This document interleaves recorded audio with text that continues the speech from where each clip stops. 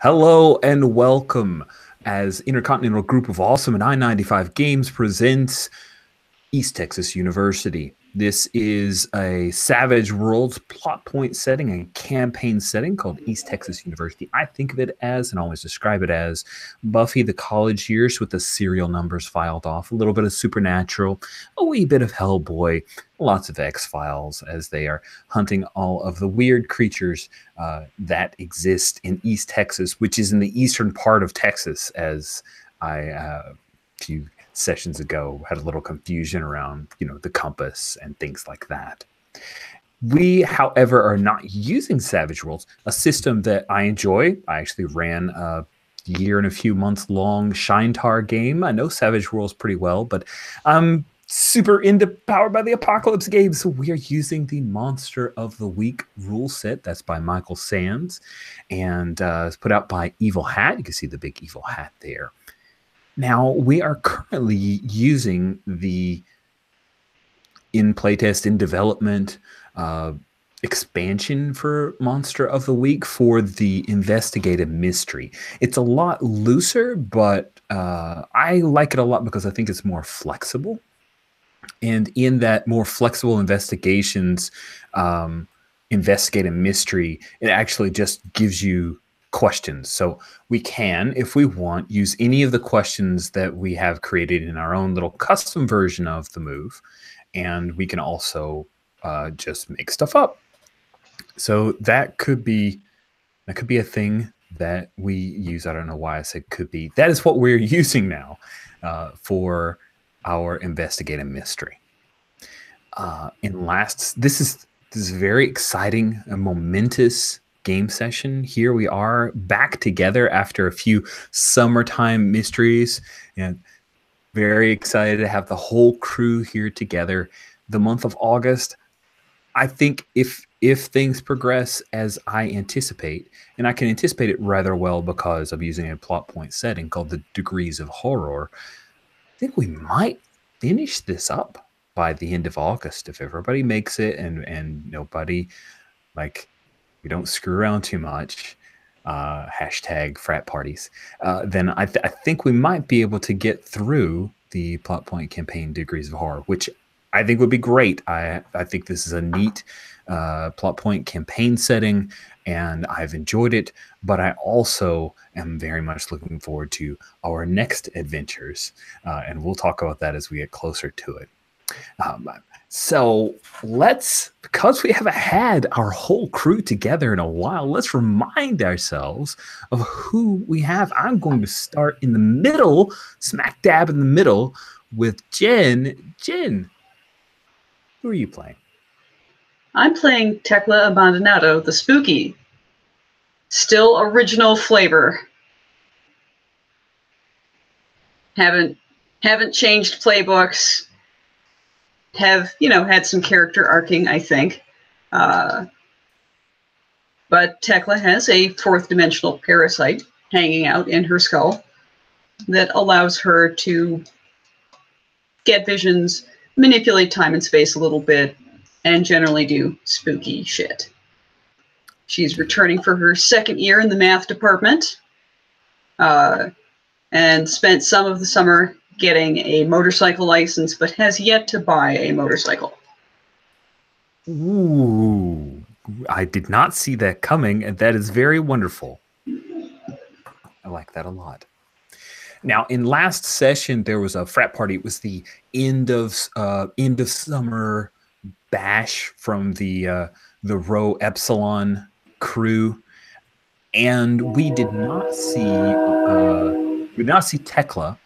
So where was Tekla during the time period of that frat party end of summer Sunday night bash thing that went on? I mean, I was probably meeting Bethany's parents. Oh, nice. I like that a lot. So meeting Bethany's parents, which means you were out of town, finishing up there. That is great. We said that she's from Dallas, so you weren't that far away, but definitely not something where you guys could easily make it back for the frat party. Cool. Thank you, Jen. You're welcome. Jan, who are you playing? I I'm playing Derek Jones, as opposed to Tekla. I've had some changes. I started out as a very much an unbelieving mundane that kept trying to explain all the weird shit away with that, like, yeah, but it was just magnetic interference, whatever. And then he got bit by a vampire. Well, and also of course demons and shit. But he got bit by a vampire now he is one. So there's that. He's the monstrous now. He's still very charming. But he's having some trouble with his family because his family is a bit religious and all that crosses and stuff like that makes his skin crawl. But he's still Derek, sweet as always, even though other people say he's a major pain in the ass and always has been. I'm saying he's never been. He's always been very charming. Yeah, I mean, he's gotten a bit more badass throughout the school year, but yes, we got to witness his preternatural speed last session.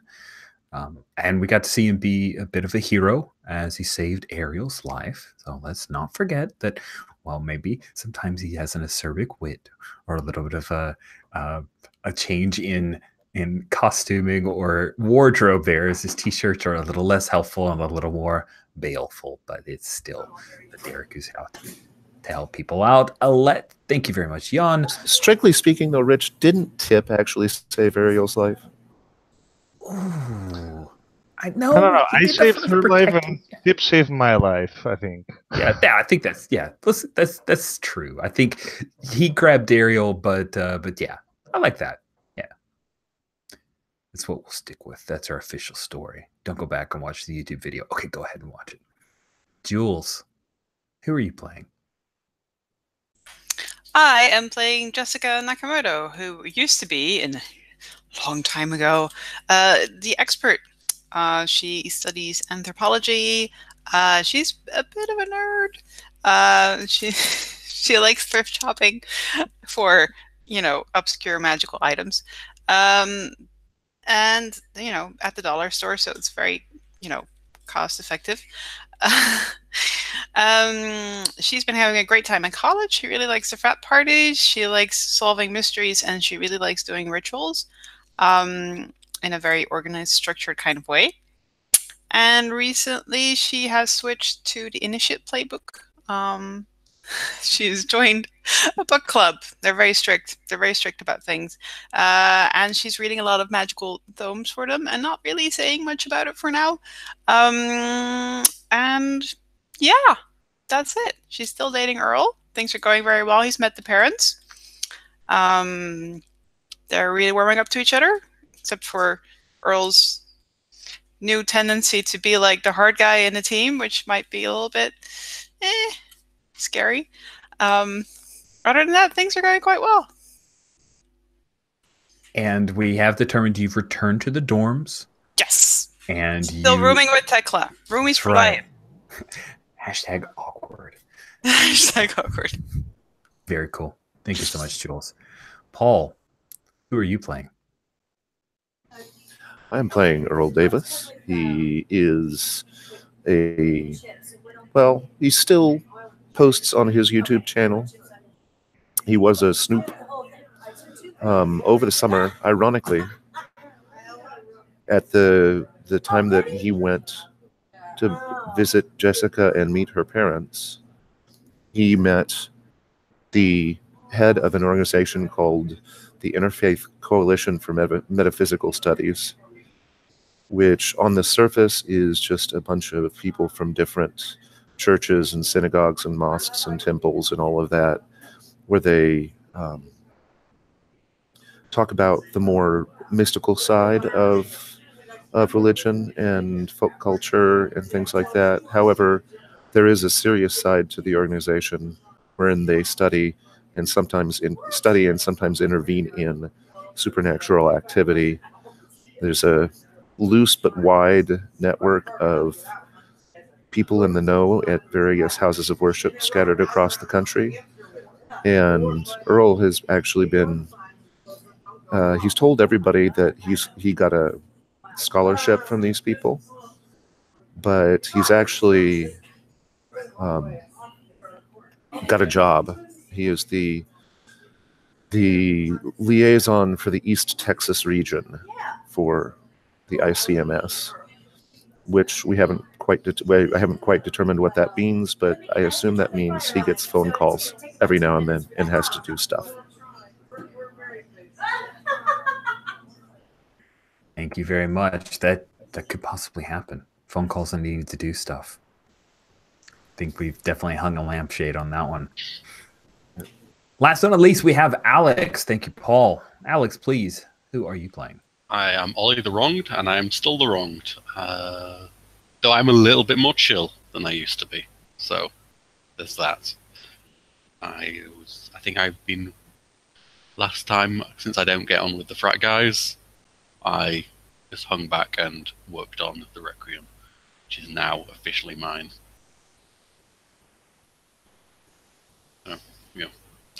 Maybe I had Toby over as well. Okay. Yeah, I could see that. While Derek and Tip were gone, finally.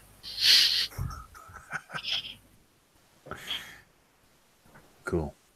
Have Ollie and Toby ever made out in the monster cage? No comment. That's That's cute. a yes. Yeah, that sounds like a... Well, if Tip and Derek are taking the living room, I mean... Look, neither of them wants to sit in the monster cage, so... I can see that. I can see that being a thing. Could be a problem.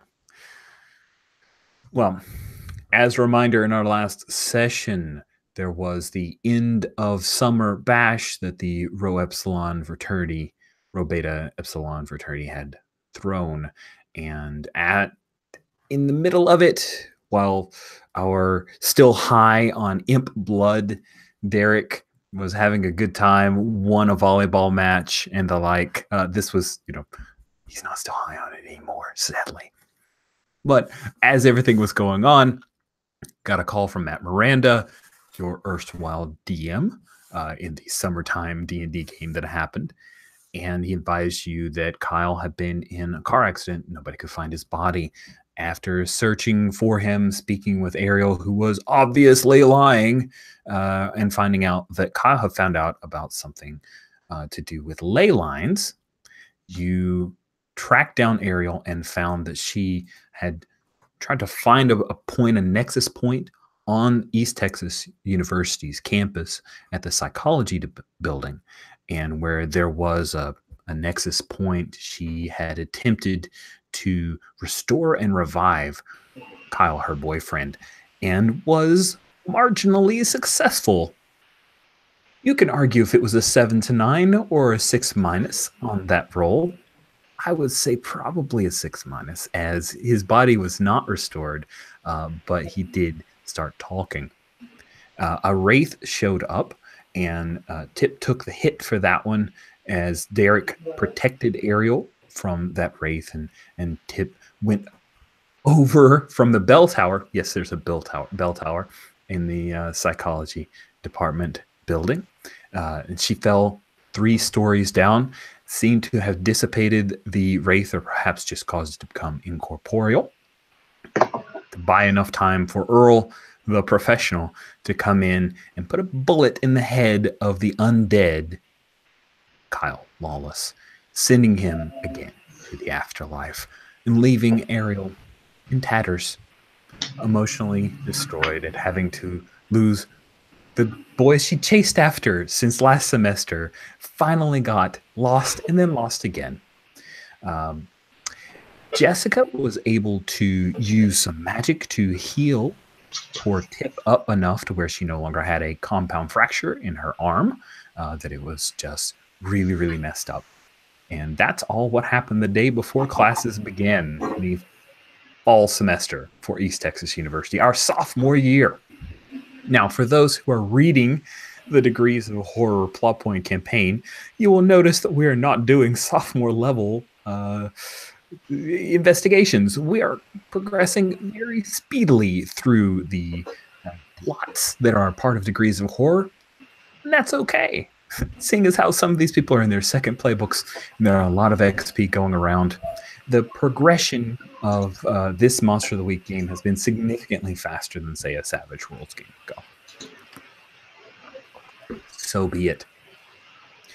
We begin with we begin with the first day of school. Some of the things that we find out. First of all, Bethany has a new roommate. Her new roommate is Ariel Winters, who moved in this semester, and things got juggled around because Bethany, no longer refused to room with Desdemona.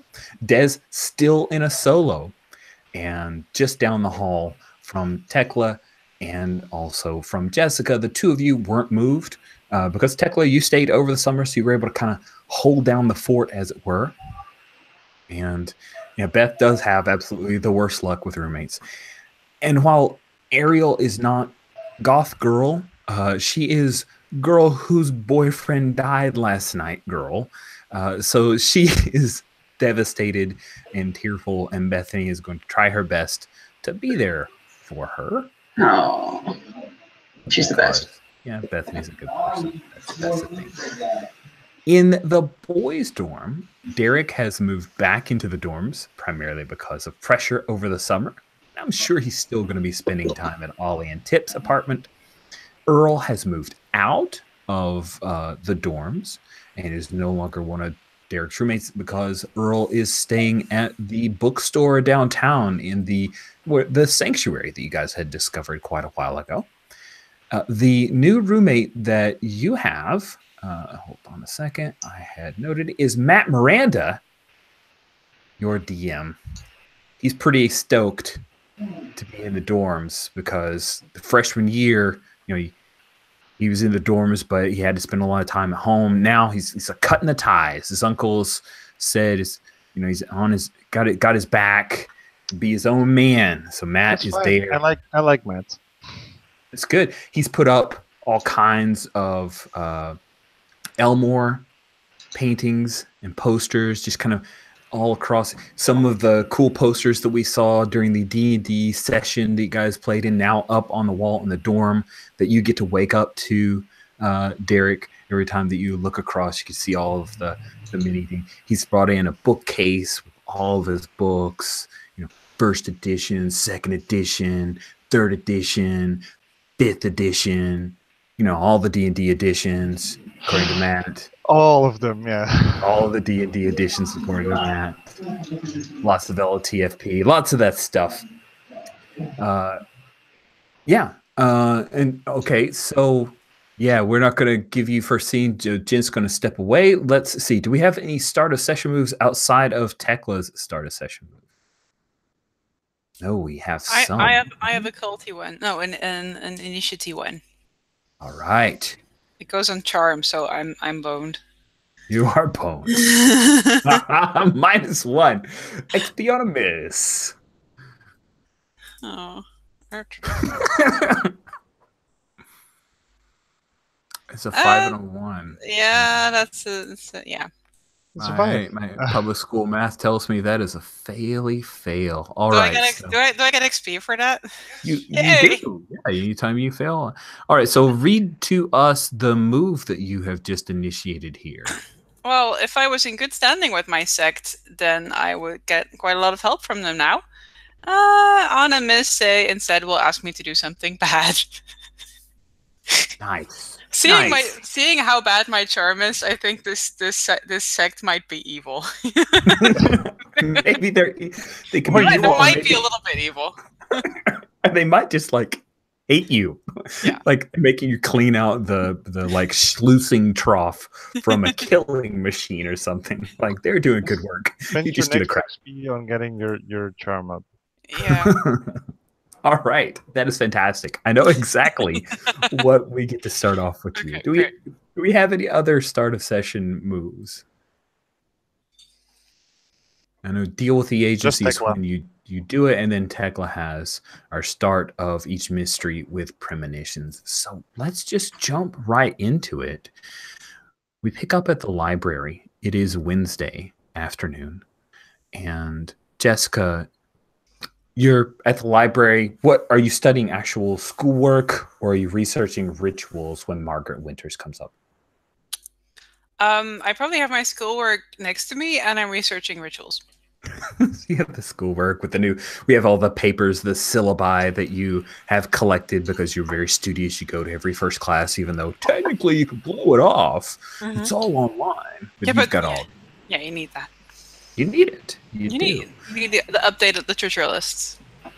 Absolutely. You never know. Their blogspot might not be 100% up to date. Yeah. And we begin with Margaret coming over, and she sits down beside you. And remember, this is a library, but there's a lot of like the tables in the middle, bookcases on either side, lots of little alcoves and areas where people can have private conversations. I imagine Jessica's kind of up front and open, not far from maybe the main desk. So Margaret moves around and she replaces a few books. She's got the little cart, she's replacing some books. And then she comes around and says, Jessica, I need to talk to you about some book club matters. Okay. I have time. Good. I'll research this later. All right. This is something for your team? She hesitates, like she's not sure if you guys call each other a team or a crew. I think it might be something for more than just you alone to perform. Okay. If you want to relay it to them, that's fine. If you want to gather everyone together, that's fine too. Oh, I can gather everyone together, but not right now. What is it? A field trip this weekend? Oh. Not to the circle again, right? No. Because that was not fun. No, a trip to Dale Island. Do I know Dale Island? You, Jessica, would definitely know Dale Island. You studied enough around about this area, and Dale Island is it is located near the Lake Greystone, which, if you recall, was where there was some kind of weird monster in the lake that forced Tip to reveal that she's a werewolf. She would have heard about this from Derek, and also there's a Volkswagen Bug in that lake, unfortunately. So yes, that is the island is actually located somewhere within that lake. Oh, well, that sounds interesting. And we still have the camping stuff from our other trip. So yeah, should I invite people for coffee and then we can talk about it? Sure. I'll send some group texts. I'm not sure Cool. what I'll say in the group text. Hey guys, we should have coffee and talk about a thing that we could do. Is it Monster Coffee? Yes, it is Monster Coffee. Figures. Be there. That was easier than I thought it was going to be. Starting the semester off right. Yep, Earl definitely will be there. Cool. So let's circle around to our friend Tekla to see how she woke up this morning. We've got this here move, this premonitions.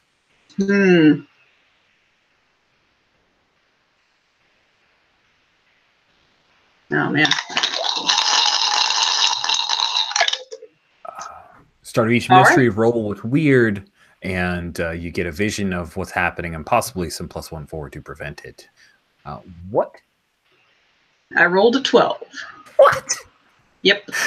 On a 10 plus, you get a detailed vision of something bad that is yet to happen. So, did this happen in the overnight, Tuesday going into Wednesday dreams that you had, or do you think this is like a daydream that you have while sitting in class on Wednesday? Like daydream. I'll give you the option. I think daydream. Yeah, daydream. What class are you? Are you in a math class, or some elective, or what?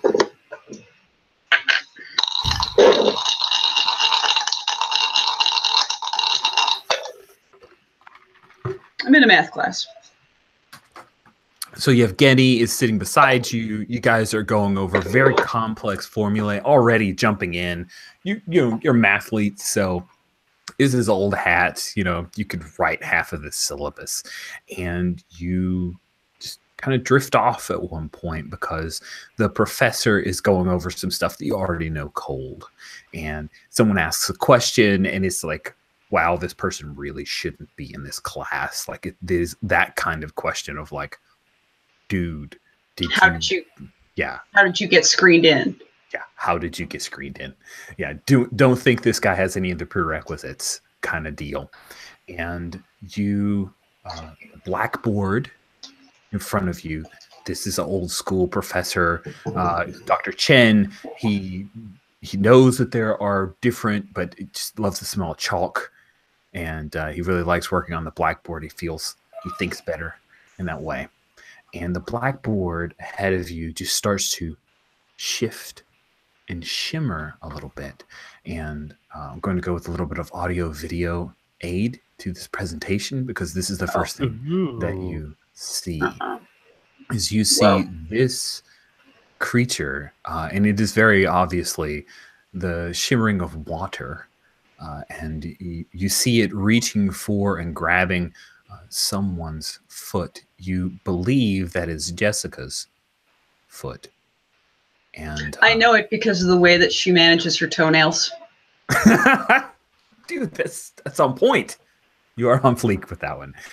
Yes, so you recognize Jessica's feet, and there's a bunch of mud and silt that comes up as it grabs Jessica, and you see her getting pulled underwater. And just that less sounds of her and the bubbles going up towards the surface as this thing just like it's climbing a ladder, but it's pulling her down body part by body part.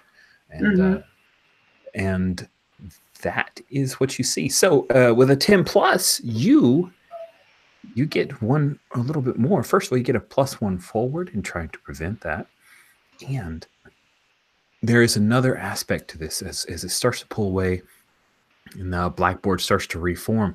You see that from underneath this creature, there is this eerie blue light.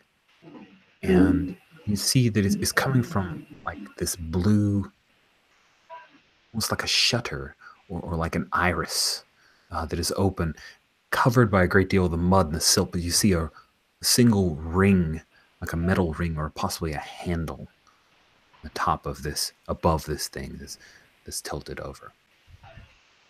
Okay. And then, of course, Evgeny kind of gently shakes your shoulders. Tikla, are you okay? You got lost a little.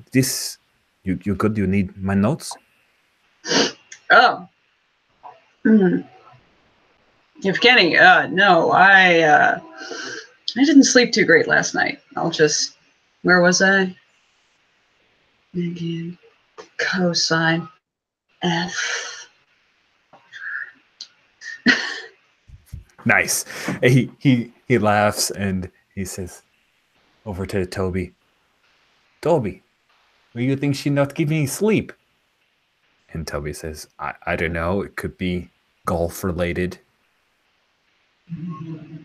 Yeah, night golf. It's dangerous. He goes, it's not a little putt doll. It's like, they're having sex together. It's cute. And Toby's like, that was a little far. That ruined the joke, man. He's right. Yeah, humor is not like a formula. Actually, I think that I could at least craft a euphemism word distance formula for you. So we start, and Nice. I think that's both guys like leaning over either shoulder as you start to chart out a humor formula. They're very excited about that possibility. So pick up with. We'll kind of jump from there to Derek as you're headed towards. Did you call this meeting, Jessica, at the library? I assume. I'm just making sure. Or is it the Java the Hut just outside? Java the Hut. Okay, cool. So meeting at Java the Hut. You're walking across campus, Derek. You get a text from Tip. Tip has been at the Sweetheart Foundation. The Sweetheart Foundation is a place that does a lot of science research, and they have a biogenesis, and they also have a physical therapy arm. She's going there to kind of work on her ankle and arm. There were some things that, like the little bit of magical healing and her werewolf abilities, there's still muscle problems that happened with her arm. So she's gone there for a little bit of physical therapy. It's also so she can get, workers' comp. So, she had to go. She texts, she's like, I still have the one good arm. Just keep that in mind, and catch you later. Wow. Not I'll literally just respond like wow to that. Cool. So we'll pick up with all of you guys collecting at Java the Hut. And Java the Hut again is like a trailer that's just been set down just outside of the library in this little quad area where a bunch of the sidewalks crisscross, and they have some cafe tables that are set outside. But a lot of the college students, there's always a little bit of a line. They'll come up and they'll work through the line. You see on the little chalk blackboard at the front, now serving boba tea. So the long line is even longer. There's a lot more like frat sorority kids here. It's very popular, the boba tea, very very big thing there. And we come in with the five of you and Margaret. So what is sitting in front of you, Earl? What is it that you've purchased from Java the Hut, or have you brought yourself? We'll say it's like lunchtime. So, for some strange reason, Earl has started drinking his coffee black over the summer. And so he's got just a large black coffee. He made himself a sandwich today. I think it is the last of the formerly frozen meatloaf that his mom sent back with him to school. So it's a couple of slices of good bread, the last piece of meatloaf, and some standard good old American yellow mustard. And it's delicious. It's so cute. Imagine he's got like the plastic Ziploc-y stuff where he has his meatloaf in, and that's wonderful. So we see a little bit of a smile on Earl's face as he enjoys his last meatloaf. Jessica, what do we see in front of you?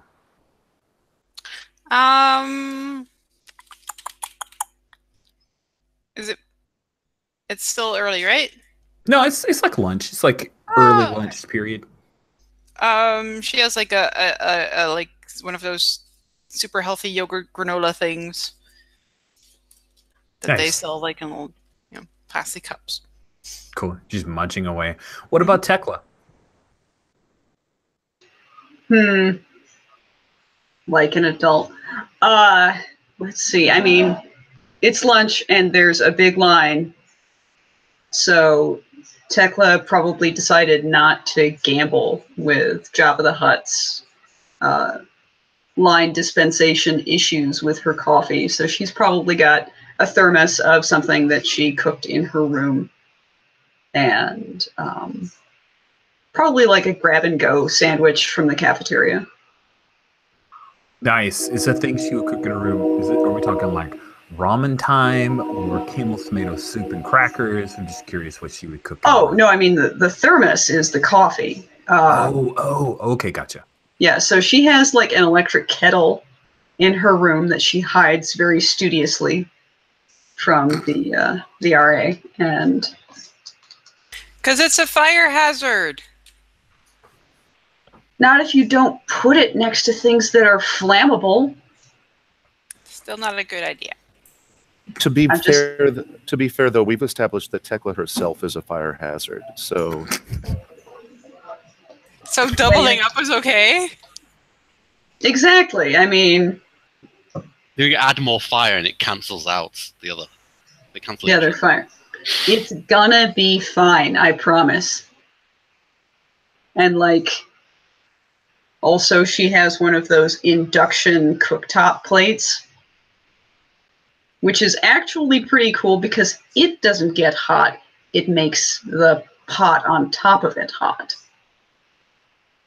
Nice. So it's actually much safer than the electric kettle, which is also still quite safe. But yeah, sometimes Tekla like makes little Italian dinners in the dorm room and stuff because she loves cooking and is a secret food snob. Oh my goodness. I totally want to see like the Italian dinner date with Golf Girl that needs to happen. It's so great. Tekla may or may not have tried like cooking for Bethany's parents to impress them. Oh man. Yep. Yeah, if we ever have extra time, we may flash back to the meeting the parents episode or a snippet of an episode. That sounds delicious. Yeah. All right. What about Derek? What's in front of Derek when he arrives? Derek doesn't have. He didn't order anything, but he's wearing a pair of sunglasses and he's he's rubbing his temple and it's just going like, That's right. He is in the non-imp blood hangover. Oof. He's nursing a fucking hangover that's from a high that lasted a couple of days, and now it's like, sunlight hurts. Bummer. What about Ollie? I think as I arrive, I spin the chair around to do the, not exactly the Riker thing. I'm not going to do the leg over, but I spin the chair around, slap myself down, and pull out the big greasy burger that I got on the way, and just start munching. Nice. Is Ollie still attending classes? I'm curious, or is he just around? Oh.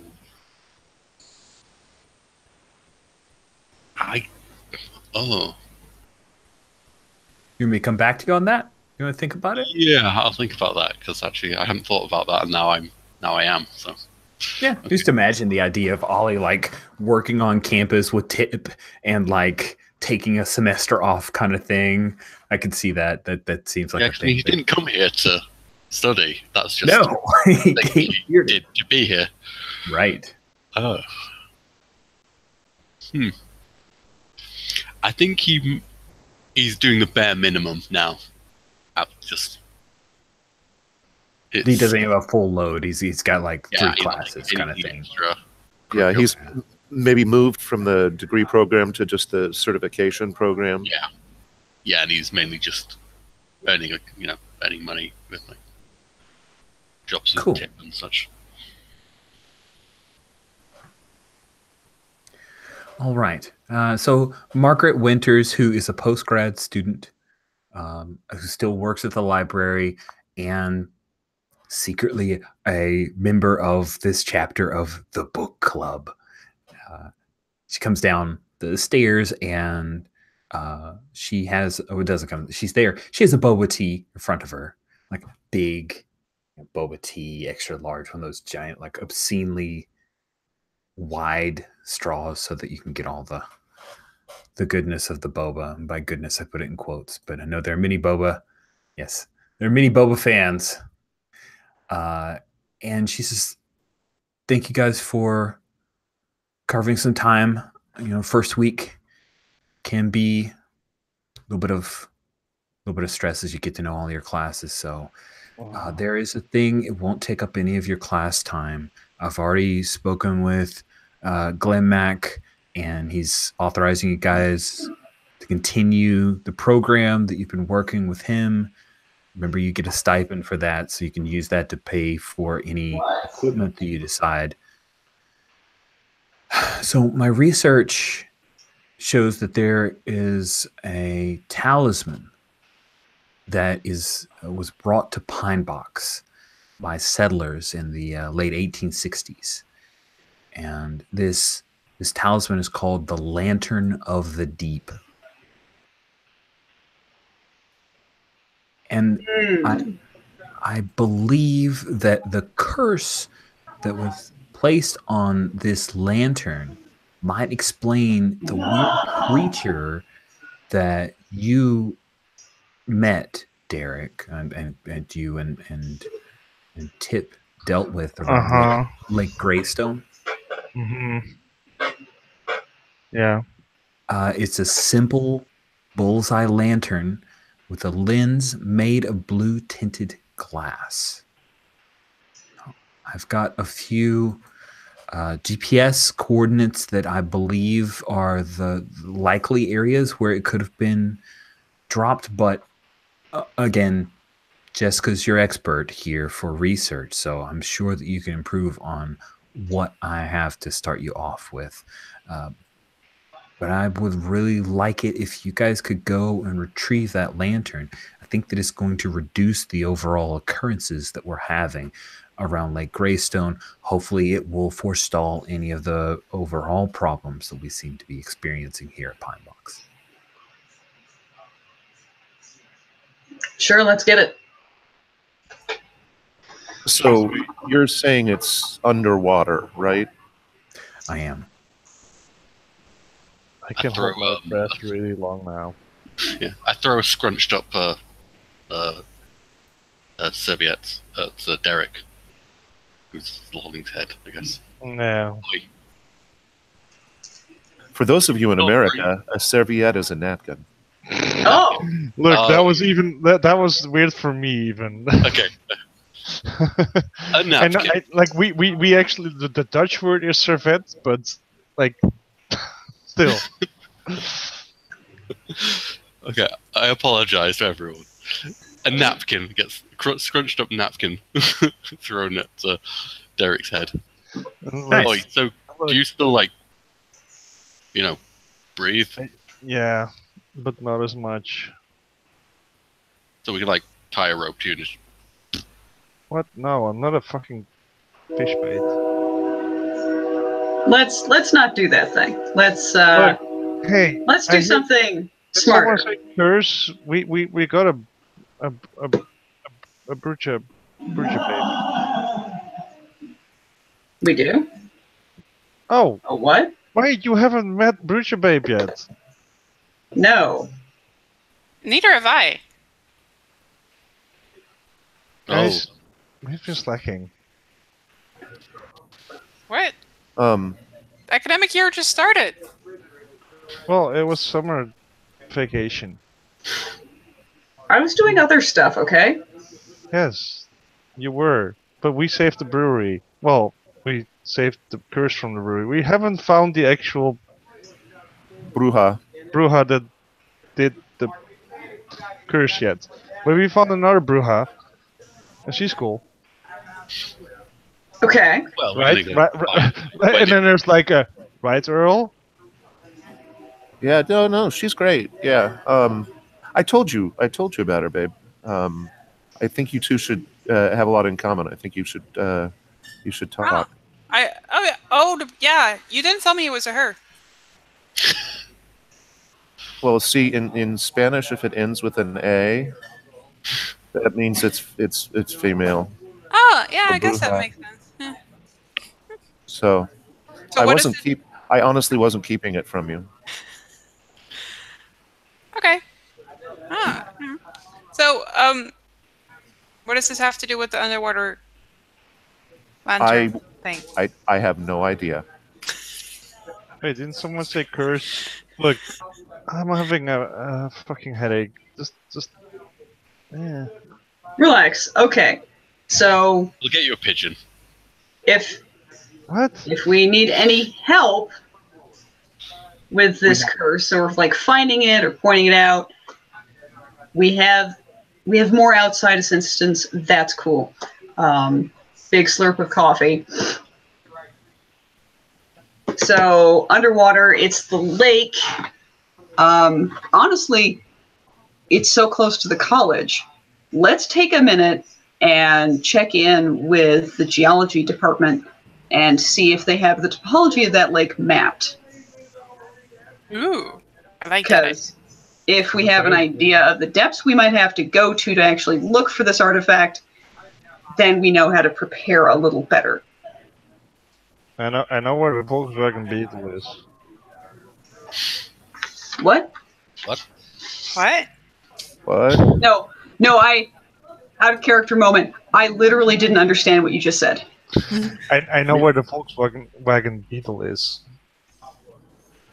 And I think back to my vision. I'm like, did I see a beetle? You did not. I think that it's not going to be near that. Just saying. Oh. Is it a different lake? Really? No, it's the same lake, but like there's more to that lake than the one beach. I promise. Man. I know. And Marcus says, I believe that it should be near Dale Island, which, again, good luck getting the information from the geology departments and topography maps. I hadn't thought of that. That's a good idea. I'll look into the history part. Chewing on like some burger. Sure. We are probably going to need... Underwater. What? Right. Can I have a... Don't modify the car to drive underwater, because it's not going to work. My guns. Derek suddenly holds up a hand and goes like, "Hey, can like I know it's early, but can I have like a really super rare steak? Thanks." Point of order, Ollie. Guns fire underwater, but bullets are slowed tremendously. So you have about 2 to 5 feet of range. It's not good. Okay, knives. Got Yeah. So we're going to need at least a boat and a couple of breathing, seeing solutions. Oh, I can get goggles from the swim team. But, More. Yeah, of course I can. I can get some diving equipment, probably, but I'm not really sure how that works.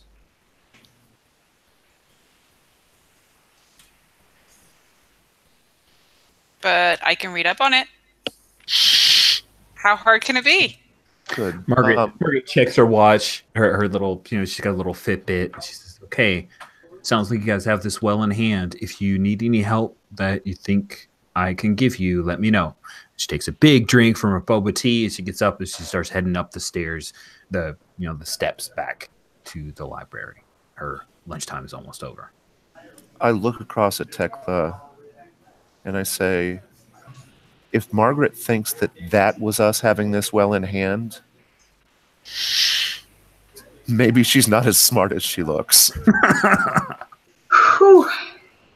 What? How do you... What? Huh? Yeah. I think that's her developing a kind euphemism for us, and also being like, "Oh, cool, you've taken responsibility for this."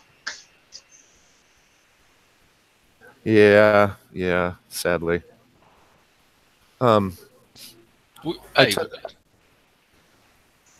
Breathing equipment, knives. We got it sorted. Also a boat. Let's see if we can rent something from somebody. Yeah. Hang on. What's up? I just wait 1 minute. I'm gonna go make a phone call, and I am going to engage my deal with the agency move for the first time. Yes, I'm so excited. Oh man, I just hope you roll well, because otherwise this could be super unimpressive. I have a whole playbook about getting us stuff. I rolled poorly. So I'm rolling plus sharp, which is sadly only +1, but Wait, Somebody weren't help you me. already on 2 on sharp? No, wait, that was cool. yep. So Earl. Reroll selected. That's a 9. Niner, okay. When you deal with the agency requesting help or gear or make excuses for a failure, roll plus sharp. On a 10 plus, you're good. Your request for gear or personnel is okayed, and your slip up goes unnoticed, or your slip up goes unnoticed. On a 7 to 9, things aren't so great. You might get chewed out by your superiors, and there'll be fallout, but you get what you need for the job. So, talk to me about how this works. Like, how do you make this call? Who are you calling? Well, have you heard of a prayer chain? This is I call whoever my closest local contact is, although it's a web, so it's not really one person necessarily. Basically call a number, and then the request gets sent out among the various member congregations. And then somebody calls back within 5 to 10 minutes and says, where do you need the boat and the breathing equipment and when? Nice. So in my head, I'll let you figure this out. In my head, I don't think that Earl's necessarily in a chewing out position yet, I agree. but I think maybe it's a not great boat, and I doubt that there's a whole lot of call for breathing equipment in the East Texas area.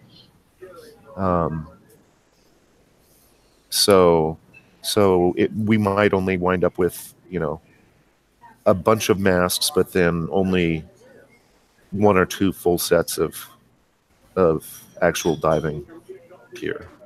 Cool. So here's what you have. First of all, the lovely Mrs. Lubbock from West Marches has donated her boat that's been in storage since her husband died in 1993. So it was a great boat. It is fallen into a bit of disrepair, but it is more than big enough for you guys. I'll even say that it's a glass bottom boat because that amuses me. Glass bottom boats are amusing. And there's a full suite of masks and snorkels. And then I'm going to say from the Dallas chapter, there is a youth group that has 2 sets of scuba gear. Unfortunately, the wetsuits are sized for youth groups, but you do have access to the tanks and the whole thing, pressure gauge, the whole deal. So you have 2 sets of scuba gear, but you're going to have to figure out your own wetsuit setup. Does that seem fair for a mixed success? That works for me. Yeah, unless the lake is particularly cold or particularly deep, the wetsuit won't be a big deal. So, and I am guessing that not one of the 5 of us, as characters, has ever scubaed. So this should be particularly fun. So I come back to the table. I haven't explained, but then within about 10 minutes, I get a phone call back telling me what's the what. Nice. And I just say, and that's in front of everybody. And I just say, thank you. And man, I just almost was a really old man. I just was about to say, I just say thank you and flip my phone closed. Wow, Earl. But that's not what I do because it's 2018. And no one has a fucking flip phone. Man. Actually, I can see 2 from here, but that's all right. But they're old people. Okay, so yeah, Are you saying that you could easily make have a side gig of selling Cricket Wireless at where you're at right now? Yes. So Yeah, so I'll just look around the table and say the boat and gear are sorted out. What? Okay. Is it Yeah, we'll have your Christian buddy pals? You don't know about my Christian buddy pals, dude. Oh, harsh. Well, you have the new van though, right? No. That's just stupid. Oh, okay. I thought Yeah. that was a thing. Okay. Yep. No. So no. Then I'll be like, what? How? I made a couple. I made a phone call. To who? Some people I met over the summer. I was networking. Whatever, man. Like, Derek's just nursing his migraine more. Earl is clearly holding something back, and he's not very good at it. Earl's never been a good of a liar. Okay. Got it. Good thing, well, good thing we don't keep secrets.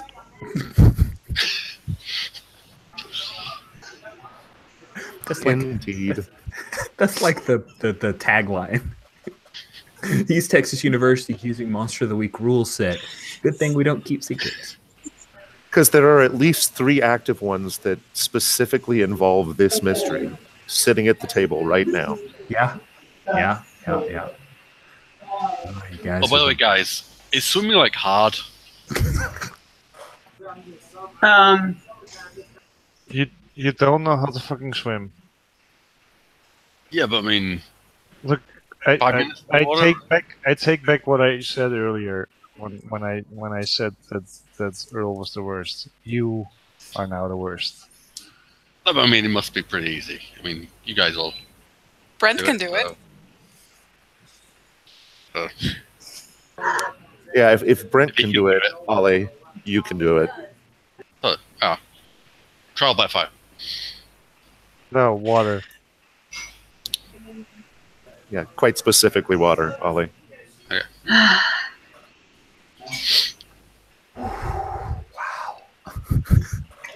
Are you guys gonna go off and do the top thing? Top thing? Topo? Topography. Yeah. Let's. I'm gonna go look at history stuff. Yeah, I'm I'm gonna. gonna collect loads of knives. All right, you get us knifed up. I'll go to the geology department, see what's the what, and we reconvene at 3, 4. Probably good to do it while it's light, yeah. Yeah. I'll survive till then. I thought we were going to wait till the weekend for this. I mean, if you guys wanted to do it sooner, that's fine. Margaret, of course, is like, you guys have school, so I suggest this around school. But I think you can get the boat and the scuba stuff. Probably it's Wednesday when we started Weekends. this. Yeah. Yeah, I think like Friday is the soonest you could get the boat and the scuba stuff. Honestly, Yeah. I give Ollie feel some fair. time to Yeah. work in the armory. Yeah. Armory. And yeah, I think as we break up, I take a moment and pat Ollie on the shoulder and go, swimming's actually hard. You want to practice at least a little bit first. Got you. Hope I don't run into the swim team. I'll teach you. the one who doesn't need to breathe anymore. Yeah. As much. As Not much. as much. He didn't say as much. Alright, yeah. Okay. Okay. So is you're not going to go to we don't have the row Beta Epsilon fraternity swim team. Who knows who's there when I'm learning to swim? I think they're there while getting to watch you swim. I think we're going to do like a musical montage of going through Derek. It starts with Derek just really going like, okay, so first you get in the water and it's like push. Worst teacher ever. Yeah, I think Brent and the guys, like, not only do they stop to watch this as you are struggling to learn doggy paddle, couple of them come out with phones and start recording this because they don't get to see this every day. I'm like, I was like, well, just I will kick your fucking asses if you keep recording this. Are you okay? Awesome. So we will say Randy Tilson, who's the D-bag jock you've run into a number of times. He's the one with his phone. He doesn't put it away, and he's like, "What? Are you going to swim over here and do something about it?" Okay, I get out of the water. I walk over to Randy Tilson. I look him in the eyes. Oh. And I just tell him, throw your fucking phone in the water. And now I hope it actually works. Oh, let's see. So it sounds like you are trying to mental domination. Oh, fuck yes. Yeah, roll plus charm. Wow, your super charm is going to pay off here. We'll see. Well, it's still a 10. I only rolled a 7, which makes it a 10. Okay, on 10 plus, hold 3. You may spend your hold to give them an order, and your first order is throw the phone in the water. He goes, just flings it. And then he looks at it as it sploosh. Wait.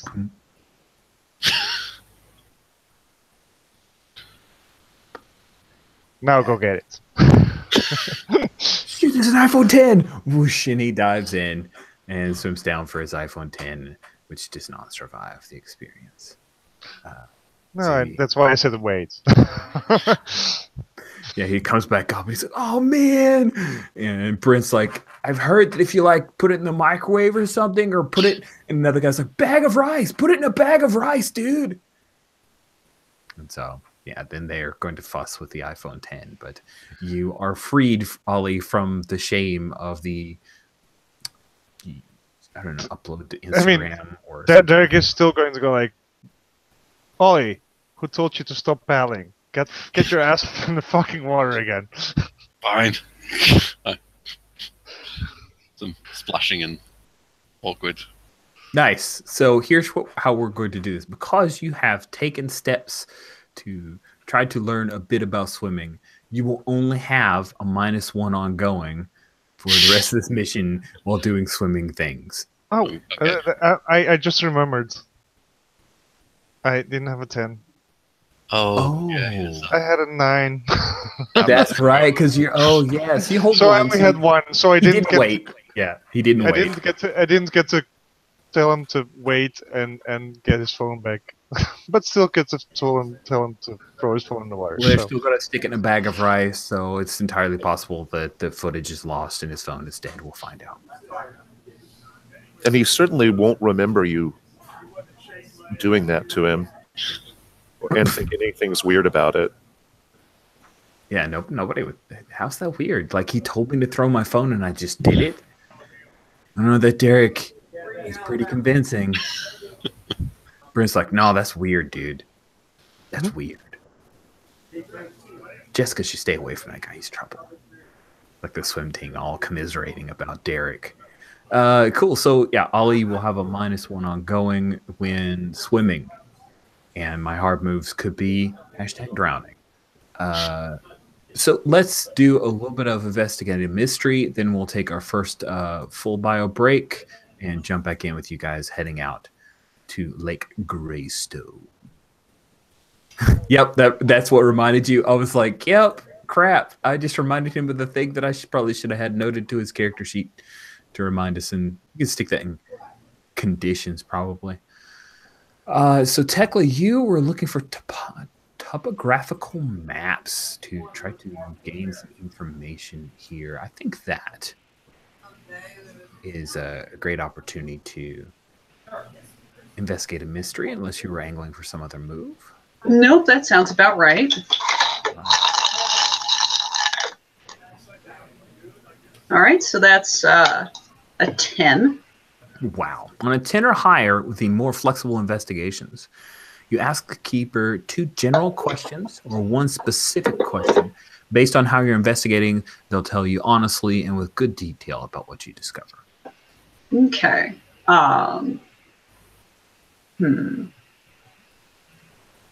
So I suppose 2 general questions is probably appropriate for this sort of investigation. I'm thinking probably just what's the shape of the lake like for my first question. And Cool. yeah. All And right, then for shape my of the lake. second, what human uses have been adjacent to the lake?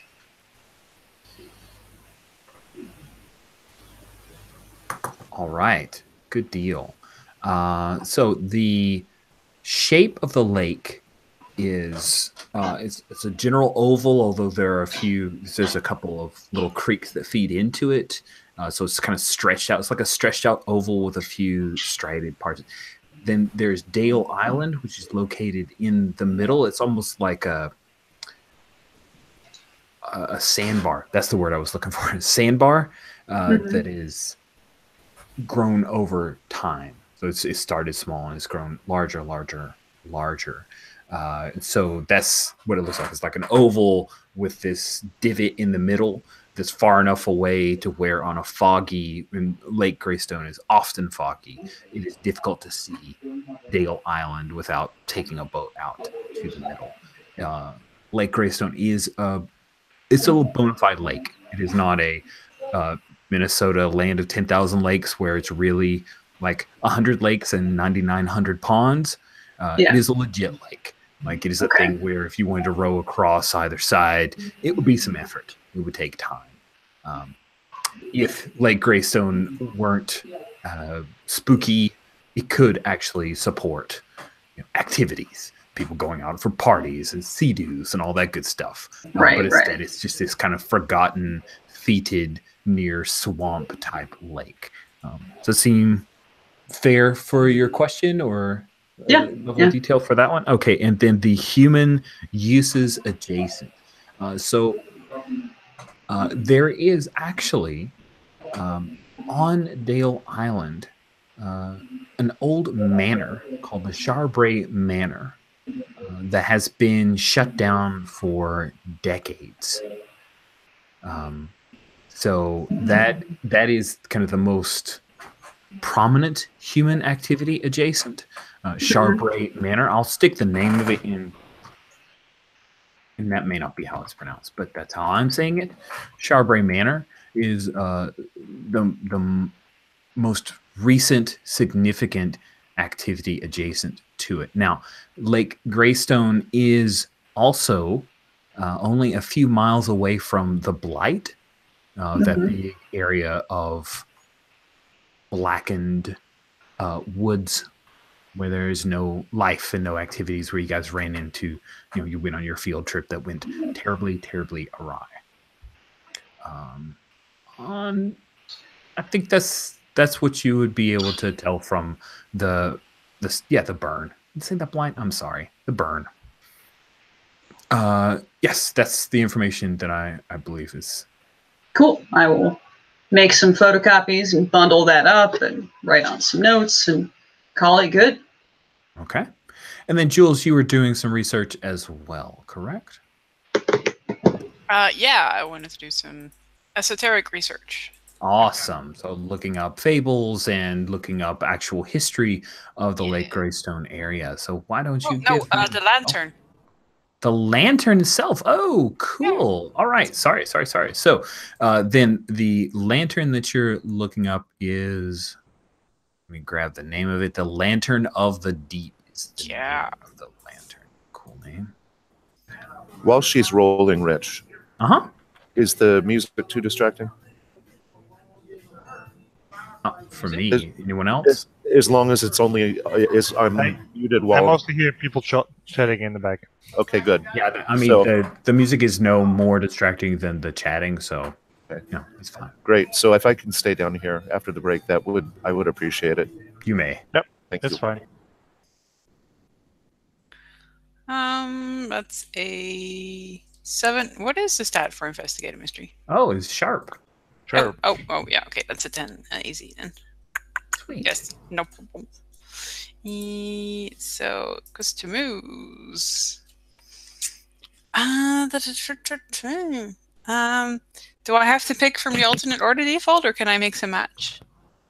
You don't have to pick, like you may pick. It's really, if you look at row 84, that's what we're using, which is a 10 or higher. You can ask 2 general questions or 1 specific question. What I was saying about the picking is just saying that if you are stuck for what question to ask, you can pick from that list if you'd like. Yes, okay. You can go off menu, is what I'm saying. Ooh. Well, yeah, I kind of want to know what it does. Cool. With a 10 plus, here is what you learn about the Lantern of the Deep. At first blush, you find out that the name comes from Irish folklore of a Selkie maiden who used the glow of a mystic lantern to lure fishermen to their deaths beneath the waves. A fisherman caught the maiden in his nets and ended her life, and the lantern drove him mad. After further cross-referencing it, you find that that is a complete fabrication, that the Lantern of the Deep is not in any legitimate myths or fables, and you're not entirely sure that this thing is a legitimate item.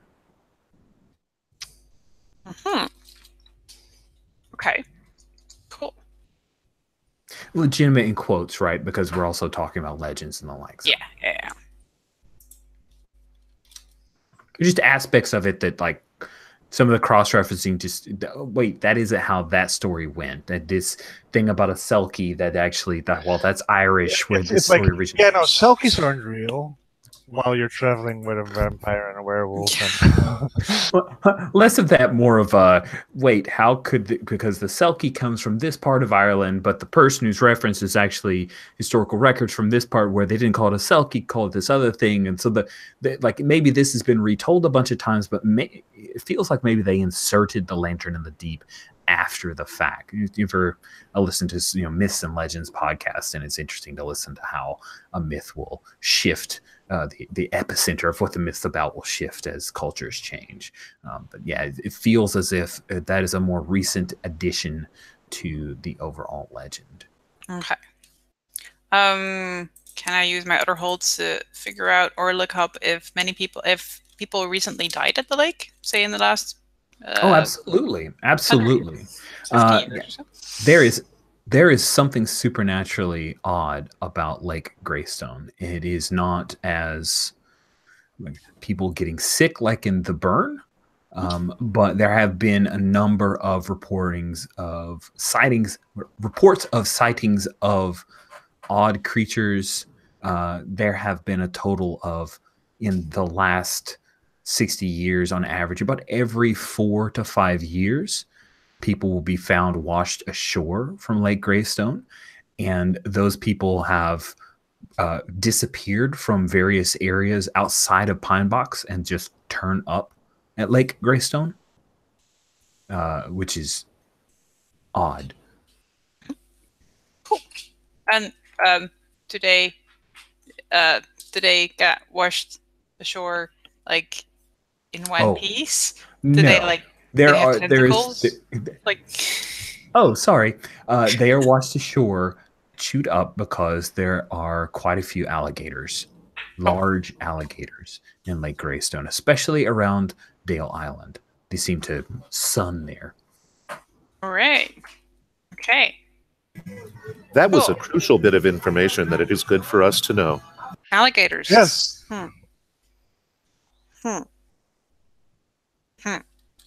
Okay. I don't like alligators. Thank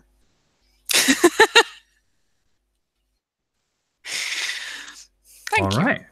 Cool. So with that, we are going to take our one and only break. It's 43 after the hour. Let's just go ahead and take a 7-minute break, and we'll meet at 50 after. Again, 50 because of all the time zones. And so we'll see you guys in 7 minutes. Chuck.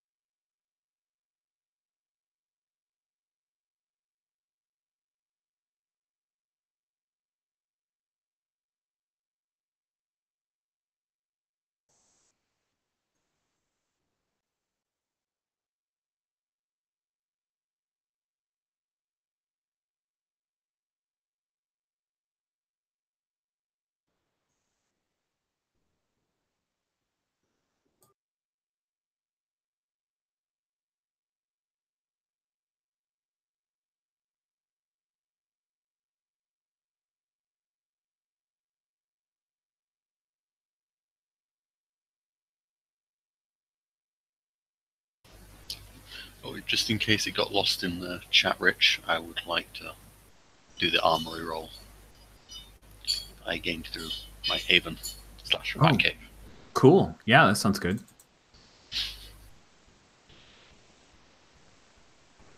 Let's make that happen. Harpoon gun. Harpoon gun. Maybe. Harpoon gun would be wise. Just to check what I rolled. A trident is on brand. Cool. So let's take a look at that for your armory. I roll plus weird. Roll plus weird. I put it in, not in my moves, but in gear. No, yeah, in gear. Haven, Workshop, Armory, roll plus weird. 10 plus, you have it. 7 and 9, you kind of have it. Miss, you have the wrong thing. All right. I kind of want to just say that while we're like on the way, I like, if I'm driving, we're in the rec room, I just like pass over something that's like wrapped up in a dirty cloth and go, hey, check this out, and then we'll see what the roll decides it is. I'll wait till everyone's back. Oh, okay. Got me all excited.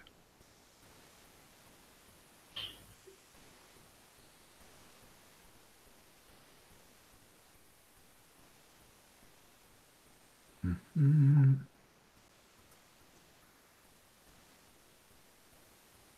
I never picked professional weapons. I don't know if I really should. I think you should. Just because you don't necessarily have it on you all the time, I think you should have access to it. I specifically skipped on taking the monstrous weapons. Except for, you know, the ones that grow with being monstrous. So my weapon is still a hockey stick. I love a hockey stick as a weapon. I think I can have a rocket launcher if I really want to. You could. Tempted to say yes. Just make a call and...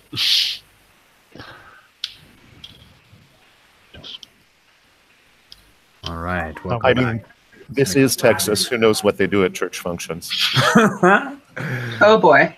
Yeah, it's not Texas, it's Montana, but my son is all about getting Far Cry 5, and I watched a bit of the first half hour of gameplay, and that is, yeah. Not yet. No. Cool. So let's make that roll, Ollie, and see what you got. Yeah, so as like I was saying, just to you, on our way, I guess we're on our way driving in the rec room. I would like pass something rolled up in a blanket over to you guys in the back seat to check out the what I made over the 3 days, and let's roll to see what here's what I want or something else. It's +1. Ooh, squeaked by 7. All right, on a 7 to 9. Bit of harpoon gun. Kind of have a harpoon gun. I'm going to go with the quintessential harpoon gun with a line attached. No reload. Like you don't have any, you just got the one shot. Just enough gas or whatever propels it to. Yeah. 3 harm. And we'll give it the tag of, what would you call a tag of having a line attached to it? A line attached. A tag of line attached, or a line of reel men or something. Apocalypse engine. It's just, it is what it is. Exactly. I don't need to get fancy. But how long? Cool. And how long is the line? Oh, sorry, go ahead. How long is the line? Oh, it as an old hat from D&D, I will say it's 50 feet. Okay. It's like 50 feet of silk rope kind of deal, because D&D. Pretty long. All right.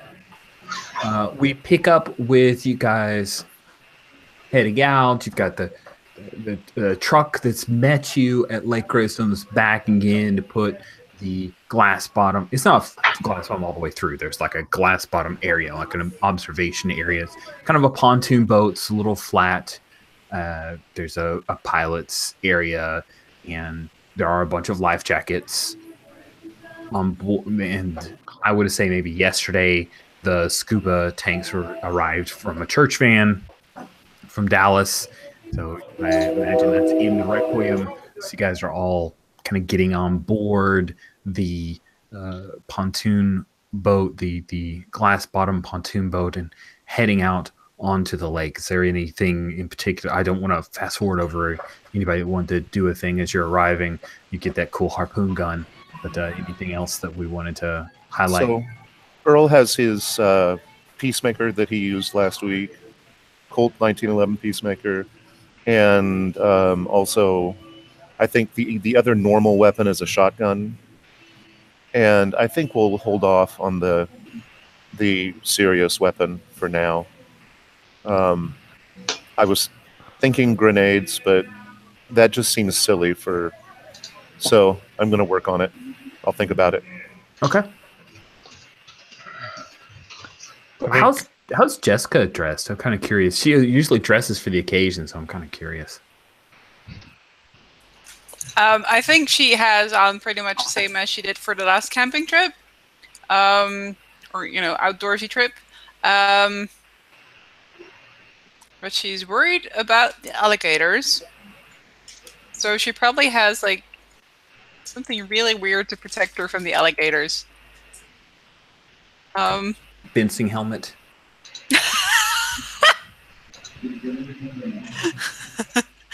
I like that. I was thinking more like some kind of like strange Native American anti-alligator charm or something. That's even better. That's even better. It probably has it makes sound when she walks. It's like this little sort of like tuk tuk tuk tuk, and it's supposed to keep alligators at bay. Nice. I like your alligator repellent idea. It's like alligator dream catcher. Did you get it at the store? Well, that was the Chinese dollar store, so I wouldn't trust their choice in Native American artifacts. Okay, fine. All right, cool. There's probably like this. I like the gas station, but not like the one in town, but the one outside of town. Like they have this sort of like they always have stuff on sale, and the kind of the one with the like the cigar, the wooden Indian cigar thing in the front, kind of best. Yeah, okay. It's one of those convenience stores. Yeah, great. Yeah. Very inappropriate. I love it. What about Tekla? How's Tekla dressed for the occasion? I'm curious.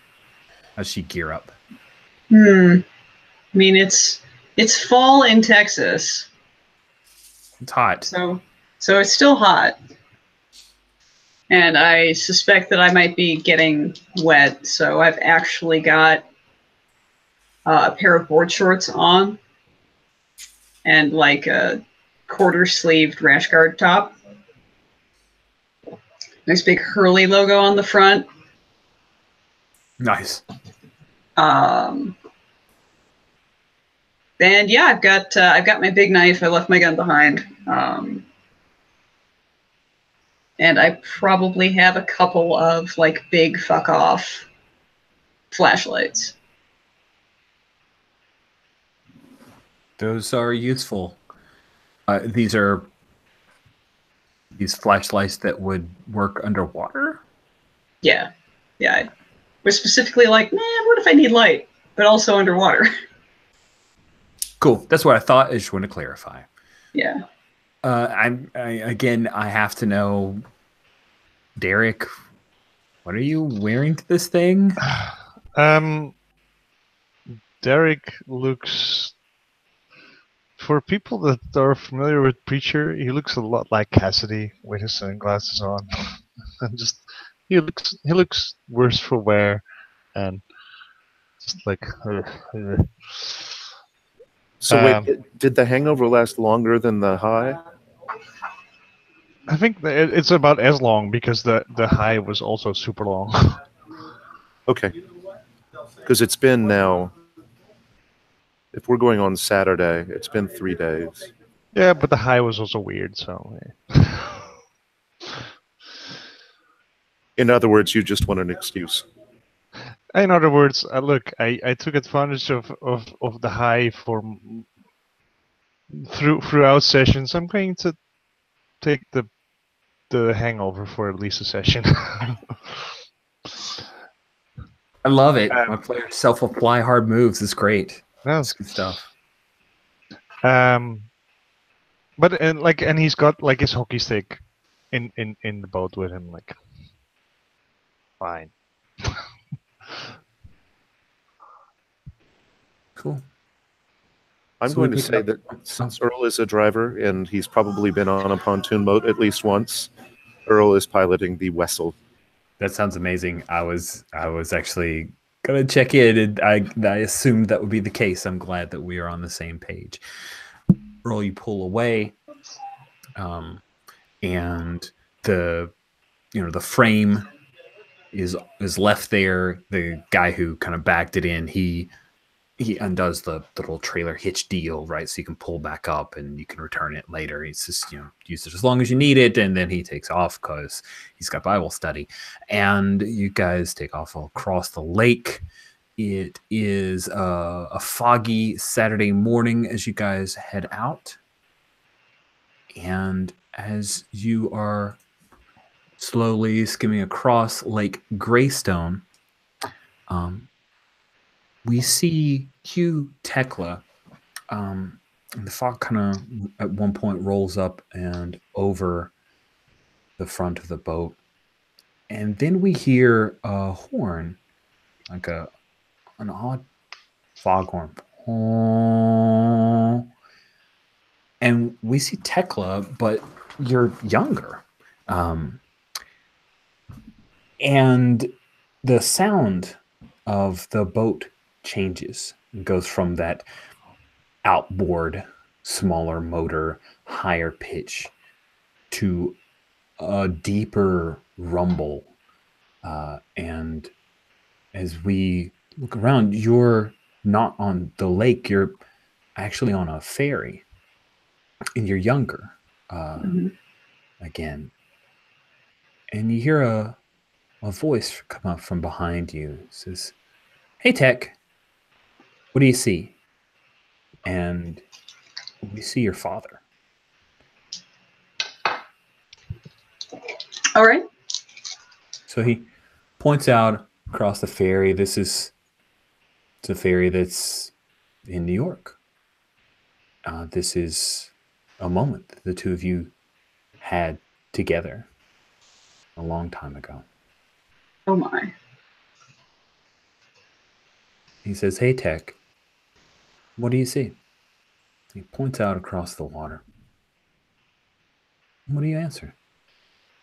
I mean, I pause and look at him, and I feel the weight of my old ponytail that I used to wear in middle school. And I look out over the water and kind of squint.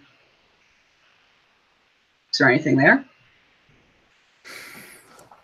Just look across. You can almost see like a tail appear up in the water and then slip away. There are other people who are looking across the water, chatting, couples, kids, older folks. Nobody seems to react to it. You feel your dad's hand on your shoulders. He comes up and stands beside you and is watching. What do you see? It looks like there's dolphins out there, Dad. Good answer. Don't say selkies. Your mom will freak out. Come on, Dad.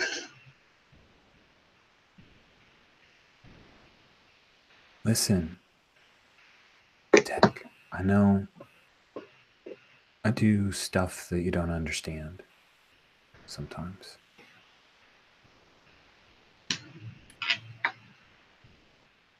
You trust me, though, right? Yeah.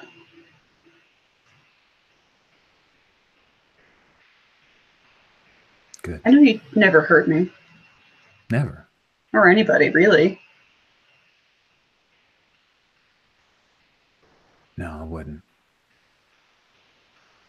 Don't come home like last week again, though. I'll do what I can, kiddo.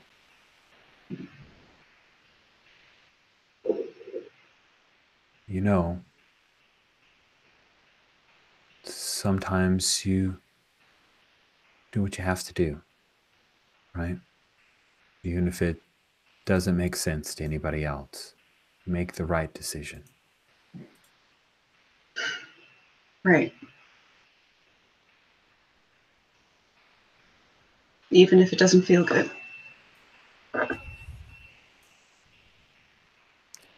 Even if it doesn't feel good.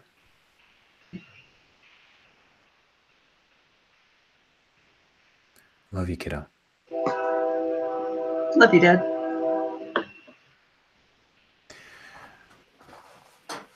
And then the sound of the outboard motor is what we hear again. And we see Tekla with her much shorter shock of hair. Yep. And ahead is Dale Island. You guys hear that. If you guys ever heard like when an alligator opens, it does that weird kind of deep-throated sound. You can see the top of an alligator's mouth just above the haze of the fog, and you can see the boarded up windows of Charbray Manor up ahead as you guys come closer. You also see the Charbray Manor along this area. You see that that the manor looms like a slate gray mountain, and there are every 20 feet in the trees that the stumps of trees that are here. Every 20 feet, you see there are no trespassing signs that have been here for so long that the nails have nearly rusted out from underneath the signs. And there are a cluster of alligators that all seem to be sunning, although there is not enough sun for an alligator to enjoy that heat, especially not here on Dale Island. Yeah. So I know we lost Paul. He said he'd be right back. We'll just NPC Earl for a few moments. What do you guys want to do? There's a lot of alligators here. I like stand up and point a flashlight at them in an annoying way and start like swearing out the alligators. No, you'll make them fuck mad. you, alligators. No, stop it. Nice. You bitches are lucky I don't have my gun. I'm just like peeking over the water, like, you know, this is a lot. I'm just mumbling like they're not impressed. There's another thing that while everybody's looking at the alligators, you're cursing at them, Tekla, you start to, like, that sight that you have, that understanding of the supernatural, your ability to tune in, you can feel there is some powerful supernatural thing here. It permeates. It's infected this island. It's just a seeping power that has grown and grown over years of time. Ugh. I'll like slow down on my cousin and go, oh man, fuck. This place is pretty heavy. Guys. Yeah, no, it's filled with alligators. And water. Yeah, and Look how many teeth they have. we're gonna land away from the alligators. Yep. Fuckers. Yeah. And yeah, they're the least of our worries. There's something on the island. Something old and powerful, and I fucking hate it already. I told you we should have brought the Bruja. I think I'm like perched. I've perched myself, like standing a little shakily near the prow of the boat. And I've got my. Nobody said no, Derek. Yeah, you got your harpoon. You're already. I've got the harpoon gun like slung over my back on a little hard, and I got a knife out. Yeah. Ready for anything to jump out the water at us. So as you guys are saying this, there's a bump underneath the boat, and you see I like sit down really quickly and like hold on to something. like this 4 foot long in the glass bottom part, this 4 foot wide across back of an alligator that swims directly underneath. 4 foot wide back. Yeah, 4 foot wide back. How We should go home. how hard was that bump? It was a hard enough bump to where if the thing could possibly try to capsize you, but it looks like it was just a bump that I didn't make anybody, roll to keep from capsizing. If that makes sense. I think Derek's gonna Derek. All right. What does that do? Roll to Derek. Yes. Is he going to jump into the water? Yes. Oh, you're so He's just gonna go like, oh fuck this, and he's just gonna like just roll over the sides and. Does he have any oxygen tank or anything that we got? Well, he's just gonna fuck up this alligator that's bumping up against their ride. We seriously are about to have alligator wrestling, and I love it. Yes, exactly. This is amazing. I think you need to go kick some ass on that giant alligator. I would like to propose that I could at least say that what could go wrong. Like I charge into immediate danger without hedging my bets. I would agree with that insanity. Yes, you may have that paltry benefit before you go to a alligator. I love this. I love every aspect of this. Tickles me. All right. And then I'm going to kick some ass. Yeah, let's go ahead and have you kick some ass here. I do have the keeper reference sheet, so there will be harm moves coming your way. Hey, finally. Ladies and gentlemen. When Derek jumps off the boat, I join Tekla in cursing. That's I also start 11. What? Oh, that's delicious, man. All right. On a 10 plus, you get to choose an extra effect. I need to look at the extra effects. And what are you using to harm this giganto thing? Oh, my teeth. Come on. Life drain, 1 harm intimate life drain, or teeth 3 harm intimate? 3 harm intimate teeth, huh? I'm not hurt, so I think I'm not hurt. I actually I did have some harm from the previous session. I'm not sure. You're good. We skipped like a week, so yeah, exactly. Okay, so in that case, as long as you fed on tip, you're fine. Wait, what? That's the thing we do. In that case, I'm just using my teeth, normal style, and kick some ass. Wait, did you say I'm using my vampiric teeth normal style? Yes, okay. it's normal now. 1 extra effect.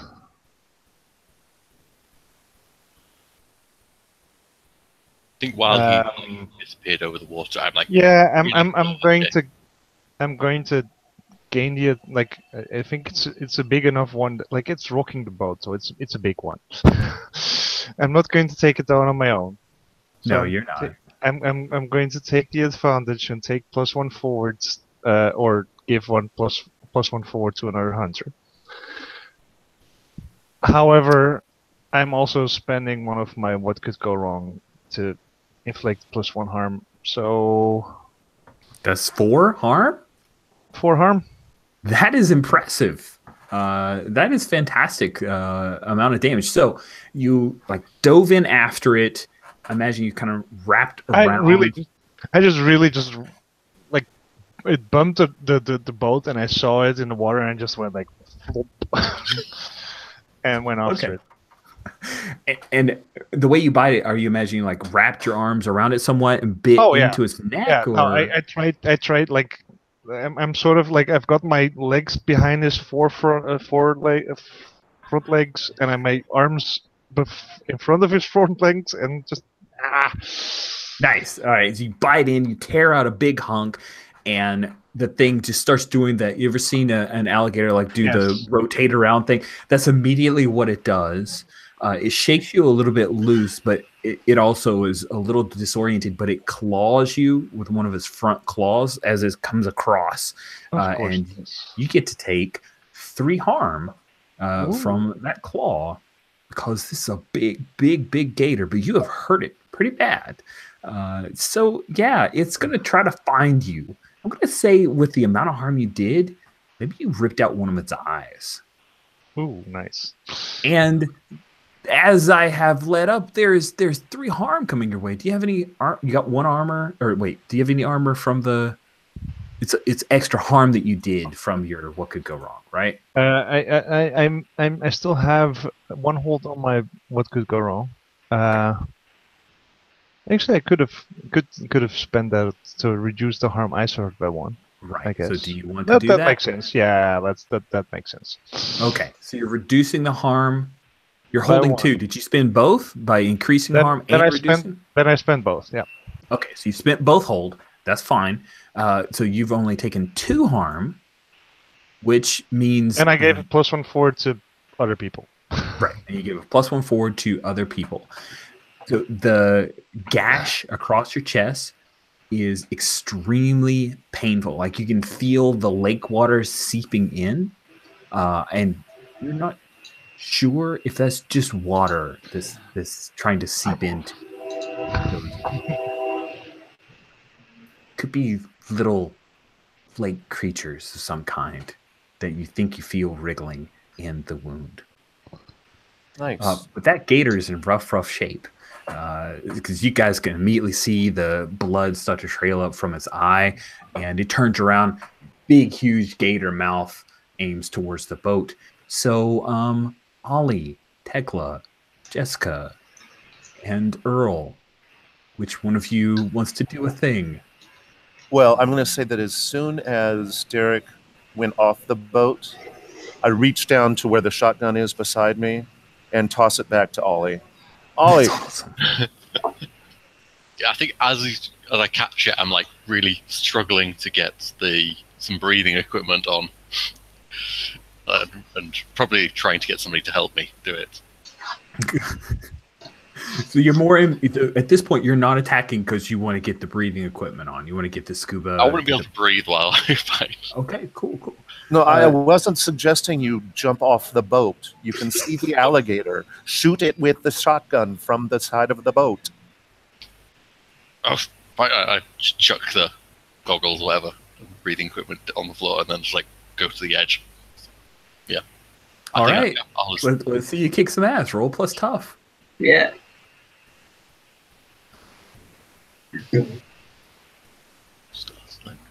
Roll. Oh, I just rolled 1, so that 2 stays. Okay, but the 5 was the same die from before, so you'll. And I got 5. No, a 3 to replace it. Okay, you roll a total of 5. Your tough though is a 3, so that means that you still get an 8, which means on a 7+ you swap harm, and I'm going to say, I'm sorry. And you told me not to put the mask on first. Hold up. Doesn't he, let me look at his character sheet again. He's getting a +1 forward from Derek. Yeah. So it's actually, so he's at a 9. Oh, So a help could bring him to a 10. Yes. It could. I'm going to help him out by grabbing the goggles and trying to, grab his belt basically and balance him on board. Awesome, because my 7 to 9 move was going to be he goes overboard. So let's see if you roll that help. All right. Come on, my perfectly average pool score. A 6. Oh. Oh. But does my premonition +1 forward count here? I don't know. Is this a supernatural crocodile? Could it be? Did they both go overboard? Could it be said? That's probably what's going to happen. Could it be said? Could it be said that Earl was helping by throwing him a shotgun? Could, except help doesn't stack. So if you still want to, if you want to roll the help, you can. I mean, that narratively makes sense. And then Tekla grabs hold of him. But then that just means I'll probably do a hard move against Tekla, and Ollie gets to stay on board. But yeah, go for it. Why don't you roll your help? Roll plus cool. You're very cool. There is a bit of kickback on a shotgun. There is absolutely a kick on a It's shotgun. not that big. Oh, nope. Everyone overboards. Oh my goodness. I'm just going to mark my XP. Snake eyes. Jessica just going to suddenly be there alone. Oh, no, Tekla. Is Jessica going to be alone in the boat with her panic attack? Nice. Oh, that's awesome. So you throw the shotgun, which is, of course, would be your help. By the way, the good news is, Earl, Tekla, you both get an XP. Unfortunately, because you got a mixed success, Ollie, you don't get an XP. But you did get to shoot. Just going to point one thing out because we Yeah. always forget it, and because it's a thing that's a system and Yeah. it's in there. We have luck, you know. You do. We always love to fail, but still, just saying. You Well, I know think what? I'm gonna. mine because it triggered everyone else's attempt at everyone else's failures. I'm gonna spend a luck to make that help work. All right, cool. So you spend a luck to make your help up to a 12. So that pushes you to a 10. You don't go overboard. You get to choose one extra effect, and that will be for Ollie. Oh yeah. You can give a +1 forward or give it to someone else. You can inflict terrible harm. The suffer less I'm going to take off the board because you're shooting a shotgun, if you don't mind, or you can force this thing where you want it. Let's force it where I want it. Let's get it kind of surface a bit more, or like I want it separated from. From Derek? Yeah. Okay, cool. So because Earl chose to spend a luck, I'm going to say that it also overrides. You still get the XP Okay. for your help attempt, but his luck also helps you. Because otherwise, like a 12 plus, which is what a luck would give you, that seems not as awesome as a luck signature. So yeah, you guys don't like the boat. But you barely grab on to Ollie's belt, and Tekla, and you're kind of supporting him, but you're also making sure you don't fall. The two of you do that. The gator surfaces. You shot it right in the back of its mouth, so there's this like gaping hole in the back of its mouth. Really doesn't want to get peanut butter there. It could really like super hurt a lot. The thing is surfaced. That shotgun, it is not doing well. Like this thing is surfaced, and it looks like it is now trying to make its way back to the shore. So yeah, that was 3 harm for the from the 3 shot. harm. So he's done a total of 7 harm to this thing, which is just about enough to kill it. Like it may be in that process, the animal thing of I've got enough adrenaline to keep moving, but the moment I stop them is the moment I die. It's Paul's new location. Everyone is saying is pretty spooky. I agree. We have 2 spookies right now. Yes, I'm just very, very brightly backlit. It's good. Cool. So I just, like, look at the shotgun for a second and go, nice, and toss it back to him. Cool. What do you do? We still have a passel of alligators and an evil island, right? You do. You still have both of those things. If only we had someone that could tell us what to expect. That might have some knowledge of events that were coming up. Oh, right. Not my fault. Not my fault. Well, first, I helped Derek get his ass back on the boat. Thank you. Cool. Because Nice. he would like to get back on the boat now. You see, I had some kind of sense. You see that he'd want to get back on the boat. Duh. Yep. Yeah. Had special powers to tell me so. But yeah, once we're landed, I think I'll probably try to tune in to the bad stuff. While she's tuning that in, sounds- I kind of sit next to Derek, make his wounds do a bit of. They're actually really just looking at his wounds, going like, "Yeah." Bleh, bleh, bleh, bleh. All right. Got a 10 on the dice, so. Wait a second. I thought floor dice don't count. Floor dice don't count. All right, I'll re-roll the whole thing. That's the Rogers family household rule. Even Oh son my will. God. All right, well, now it's a 6. Although it would have been a 5 and probably a 1 on the dice if I hadn't re-rolled both of them. Oh man, sorry, but not sorry. So does anyone want to help Tekla, and if so, how? Look. Jessica's magical. Maybe she. Yeah. Well, I heard Derek whisper luck, but this is also a good idea. What is Tekla doing to get her to do her thing? Yeah. What's it look I mean, like? It's the worm, isn't it? I mean, it's not like it pops out of my skull and goes, "Hey guys, here's what's up." No, I Yes, hope the we like- anime version of this game is that's exactly what it does, but yeah, we're not playing it. And no. Cartoon DNA strand or whatever it is from Jurassic Park. Yeah, no. So probably what I'll do is find a particularly old, big, fat-ass looking tree and like just put my hand on it and quietly concentrate. Nice. And yeah. So. Okay. And like, if you're next to me, if you're close, it feels weird. Yeah. Like skin tingling, odd pressure. Kind of like- reminds you of some of the stuff from the burn a little bit, but less sickening, but similar. Yeah, center of gravity feels off. Like the world just feels tilted a little bit. Well,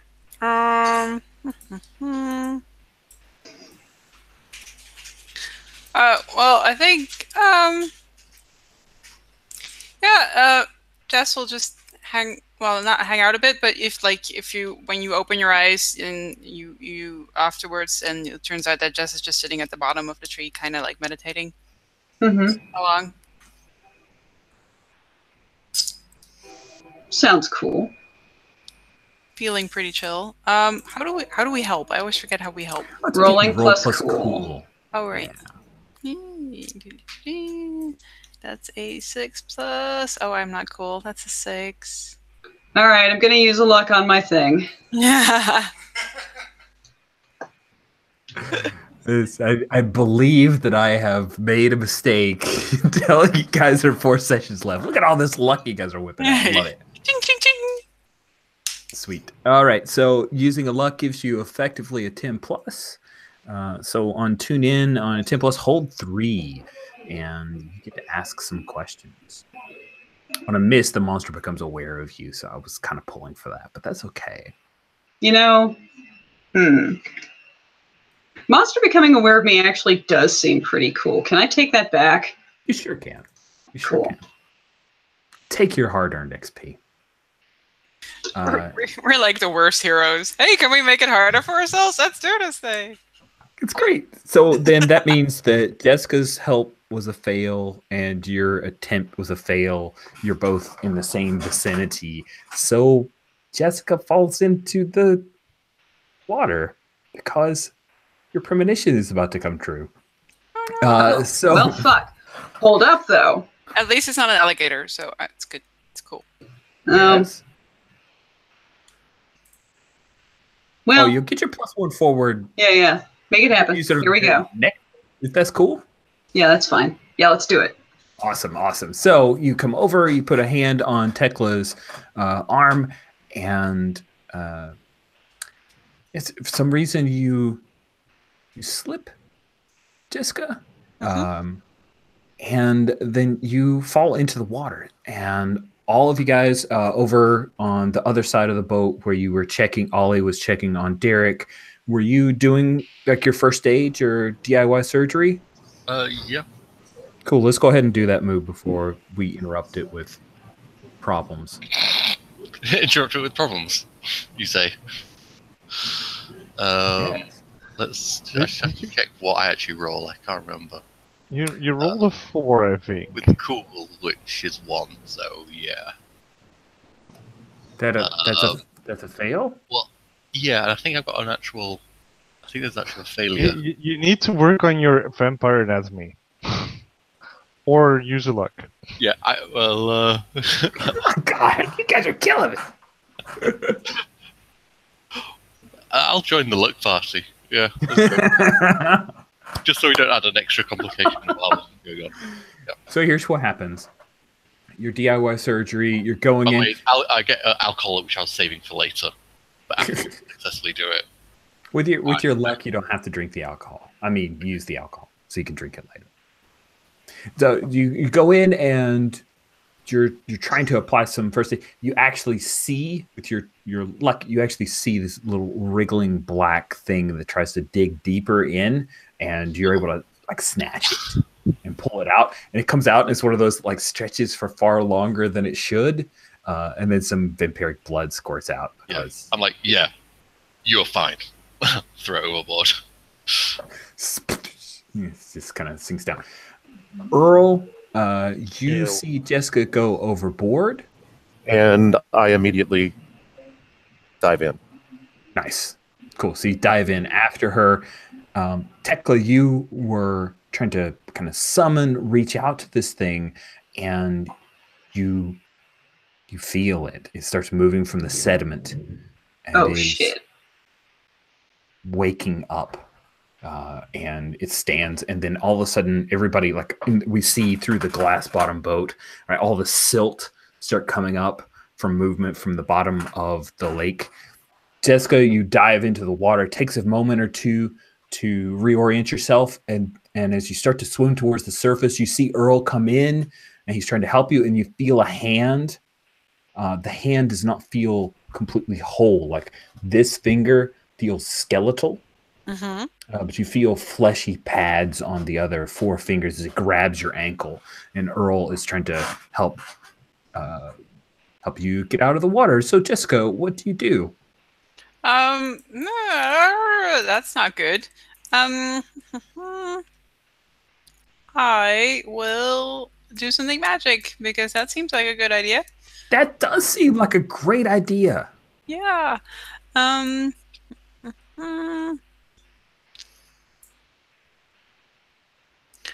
I will try to trap something. Trap a specific person, minion, or monster because I'm good at trapping. That's what I do. Nice. So when you think trap, this is a thing where you are going to try to hold it and keep it from moving? Yeah. Good. Okay. So many times before, and undead boyfriends, monsters. Yeah, exactly. Hold them. Just, Yeah, that's fine. It's always a good plan. It always works out. Yeah, that's 11. An 11. Yeah. Wow. All right. No luck expenditure needed there. So what does it look like when you cast underwater, right? Because normally you're very big on rituals and outlines and incantations. So what do we see? Yeah, that's sort of goes out of the window since she's very panicked. I think she does like a mental thing where mentally she's like making a sort of ritual pattern in her head. Maybe she can do something with her hands. She'll still flash out something. Other than that, there's not a lot to see. Okay. So you cast that. The thing is actually gripping your ankle. I'm going to say that you take 2 harm from its grip, and it has not let go. But it is frozen with his hand gripping your ankle, and it feels like it weighs a few hundred pounds. Okay. So Earl, you see this like flash and a bunch of bubbles in the water as you dive down to try to help Jessica out. Describe to me, Earl, what are you doing? Well, as I dove, I pulled the knife from my belt, and I'm looking to see, can I see that Jessica has a hand around her ankle? Yes, you can definitely see that. Then I would like to attack that hand that's around her ankle. Awesome. I'm going to give you a -1 forward because it is so like there's so much silt and That's fine. everything coming up from the sediment, but you can absolutely do that. Go ahead and roll. The good news is you get to kick some ass with tough. So I'll be rolling flat because of the -1. Okay. So that is a 6. All right. What? Said Oh, all wait. right. Nope. No, that is a 6. In fact, a 6. I hate to do it twice in one session, but I'm going to use one more luck. Well, 'Cause hold it's on. It's What? Tekla's vision. Maybe she wants to throw you some help to Yeah. eke this out. At least I'll get a back +1 to this roll instead of a mighty +0. So I'm going to get the goggles and the breathing equipment first. Not like super carefully, but sort of like whoop, whoop, jump, and jump in. And I'm going to try and sink in as deep as I can, kind of trusting that I'm going to end up in the right spot. Because, you know, I've kind of been here before in my mind. That's true. Earl is trying to cut that hand off. Since this is just a help roll, I think I'm just gonna break out my own knife and be like, yeah, but it's faster if we do it from both sides. Okay. All right. Let's see how you can help out. All right. All right. So that's also a 6. God damn. Lots of 6s today. Sweet. Oh, I love it. Cool. So yeah, go ahead, Earl, and spend 2 luck in one session, I guess. God.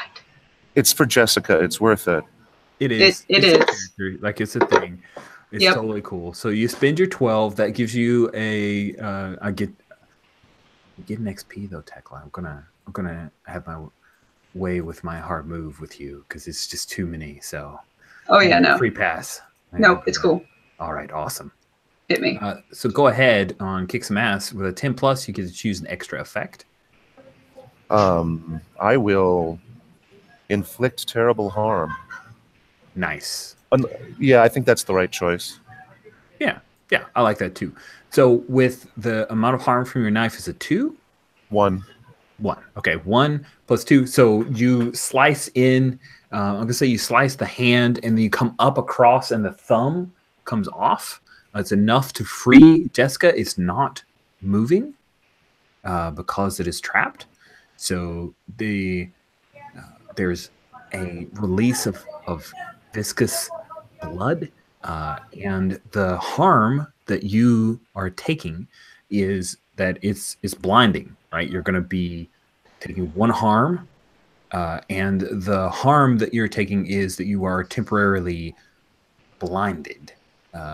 Momentarily inhibited is the 0 harm or more. So I'm going for the intense pain of being blinded from staring at this thing and this kind of weird undead blood spraying out in the water. Okay? Cool. He's good. So you go down into the water. You've got that scuba gear in your hand. You actually fall a little bit past this thing. You see that it's now the hand comes off, or the hand is no longer attached to Jessica. They're both swimming up away towards the surface, and it's falling down, not moving, falls to the ground. And then you sense some motion coming this way, and you see the open jaw of another alligator, nowhere near as big as the first one, but still looking alligator. And it attaches to your side and bites you for 3 harm. okay. And its next move is going to be like wrenching you. Just Cool. So do I get battlefield awareness on that harm? well, absolutely you do. Cool. All right then. I mean, I have a knife in my hand, but I'm just going to big whammy it. I think that's a good idea. Why don't you do that? Fuck this guy.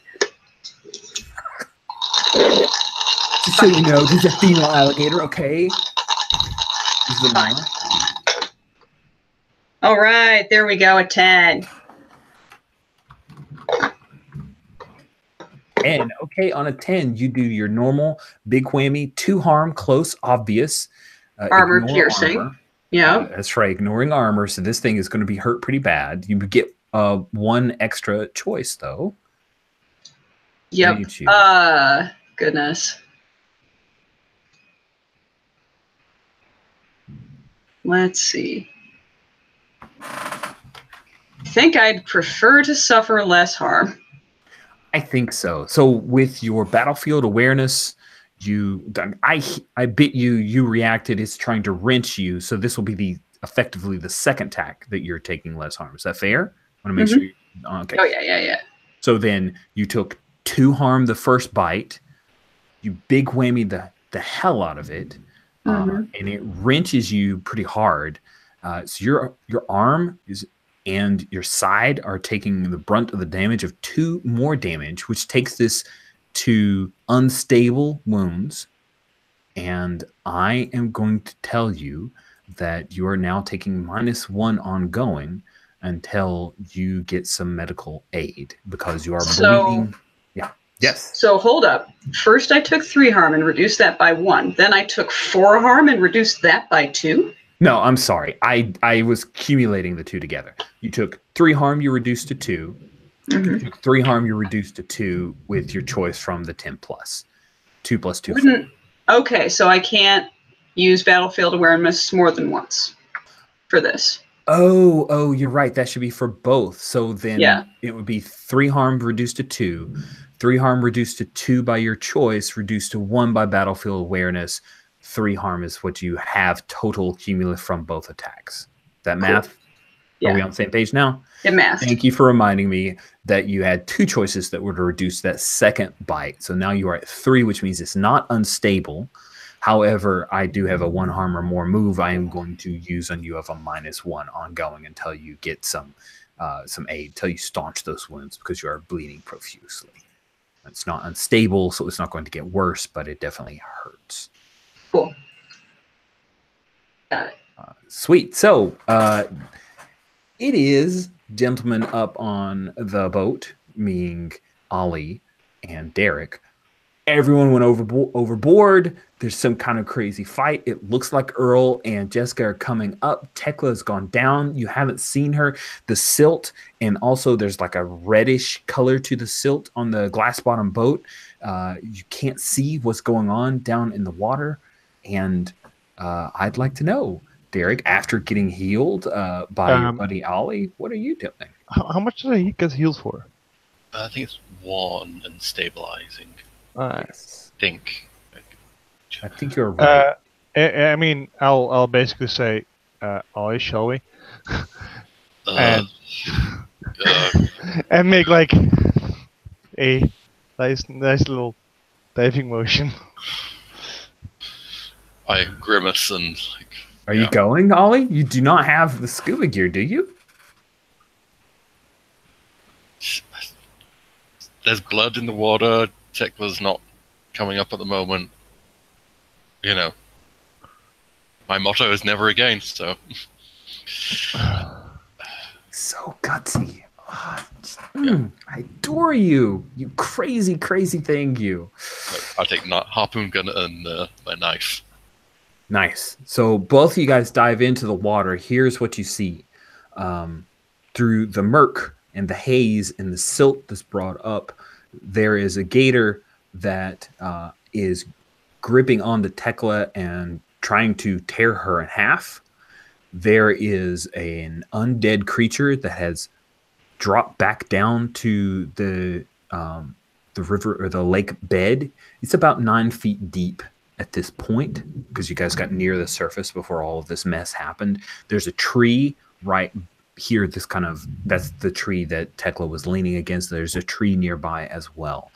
So Derek, you dove in first. What are you doing? Going for the alligators biting Tekla in half, because that Okay. seems more pressing at the moment. Seems more pressing to me as well. Although, just to be clear, you guys, undead creature is also, it's large. It's like 6.5 feet tall, which Oh yeah, to me is a giant. To you, it's just slightly taller than but you. Tekla is more important. There. All right. Sounds like you want to kick some ass then. I do. Oh, no, I'm sorry. It seems like you want to protect someone. Oh, that's actually better. Yeah, fair enough. Yeah. Roll plus tough. Still. Oh wait. Oh, I hope I get a plus 12 plus, because then I actually I advanced that move. You roll power of heart when fighting a monster. If you help someone, it's help. Oh, not right. protect. Wait. You could just help her No, it's and let protect. Tekla do the ass kicking. Yeah, no, I'm hoping for a 12 plus, because. All right, roll it. Huh? That looks pretty good. What'd you get? Wait, so it's 9, 10, 11, but minus 1. Still a 10. You know what? Still 10. Nothing sad about a 10. Nothing sad about a 10. No, but it's not a 12 plus. I'm still sad about that. Like I advanced to protect someone. Why did you do that? Oh, and then if I only hadn't drunk that Hey, I mean, it seems a bit frivolous, but you do have luck. Oh, no. Luck still turns it into a 10 plus, I think. Not a 12 plus. No, luck is 12 plus. It results to 12. Results to 12. Yeah. Yep. Yeah, but no, I mean, the 10 plus is fine. I mean, you spend a luck here, you get a 12 plus. We can spend like a luck a session, and I think. Yeah. Oh my god! I mean, that's actually fine. Yeah, you know what? Yes, I'll do it, because it's really, I have 8 luck. It's ridiculous. All right, so pick an enhanced effect. You completely hold the advantage. All hunters involved get the fight +1 in the fight +1 forward. You suffer no harm at all. Your attack inflicts double the normal harm. Or your attack drives the enemy away in a rout. Wait, what? You got a different one? Yeah, he did. He read kick some ass. Is that? Oh, I'm a dummy. Yeah. On a 12 plus, both you and the character are protecting or unharmed out of danger. Yeah. I'm a dummy. I'm so sorry. We're both unharmed and out of danger. Yes, you're both. And because she's not bystander, doesn't become an ally. Doesn't become an ally. Too bad. I liked you already, Derek, even though you're a butt. You did? But no one else does. No, I still like you. Okay. I know how to manage adversarial friendships. It's cool. I like Desdemona too. Don't tell her. Oh man, we just flash to Desdemona, who's like combing her new hair, and she pauses and thinks, Tekla. All right, we come back to you guys. All right.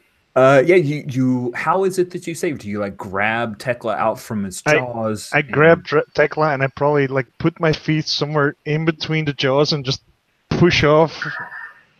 Nice. So we're pushed back up to the surface. I actually go the other way. I go the Wait, I'm the one that has the contrary. You should take some air. Nope. I brought air with me. I packed my own. If you don't have fresh air, store-bought is fine.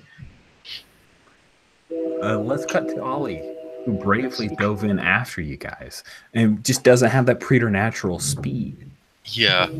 Well, and we'll circle back up to the surface in just a moment. I'm just imagining the two of you guys spent a moment or two sputtering, and after getting back on the boat. Yeah. That's well, I saw the Derek kind of zoom past me. Yeah. He did swimming, and he's like, oh, Aquaman. Expert in swimming. This arcane knowledge. Well, he's and fast and knows how to swim. Yes. Yeah. But I do see the other target, and hey, it's, you know, I can hold my breath a bit longer. I'm sure. I've never tested it, but it'll be fine. I'm sure. It's fine. It's okay. Yeah. So And this thing is coming at us, kind of undead. It looks like it. I mean, it's underwater, and Yeah. you're underwater, and you can't swim. Yeah. It's probably going to eat you. What do you do? I'm gonna meet it. Brave And soul that you are. You sure I- are. Yeah. Would Gun, knife in a harpoon gun and knife close by. I So bold. go in on it because I wanted to be stupid. Kick some ass. So with a -1, well, so +2 to whatever I roll. Okay. A 12. I got a 12. That's it. You rolled 5 out of 5, which gives you a 12. Oh, man. I want. You can tell me if this is allowed, but I want a flash of inspiration from Ollie, and I want to harpoon an alligator to this creature, basically.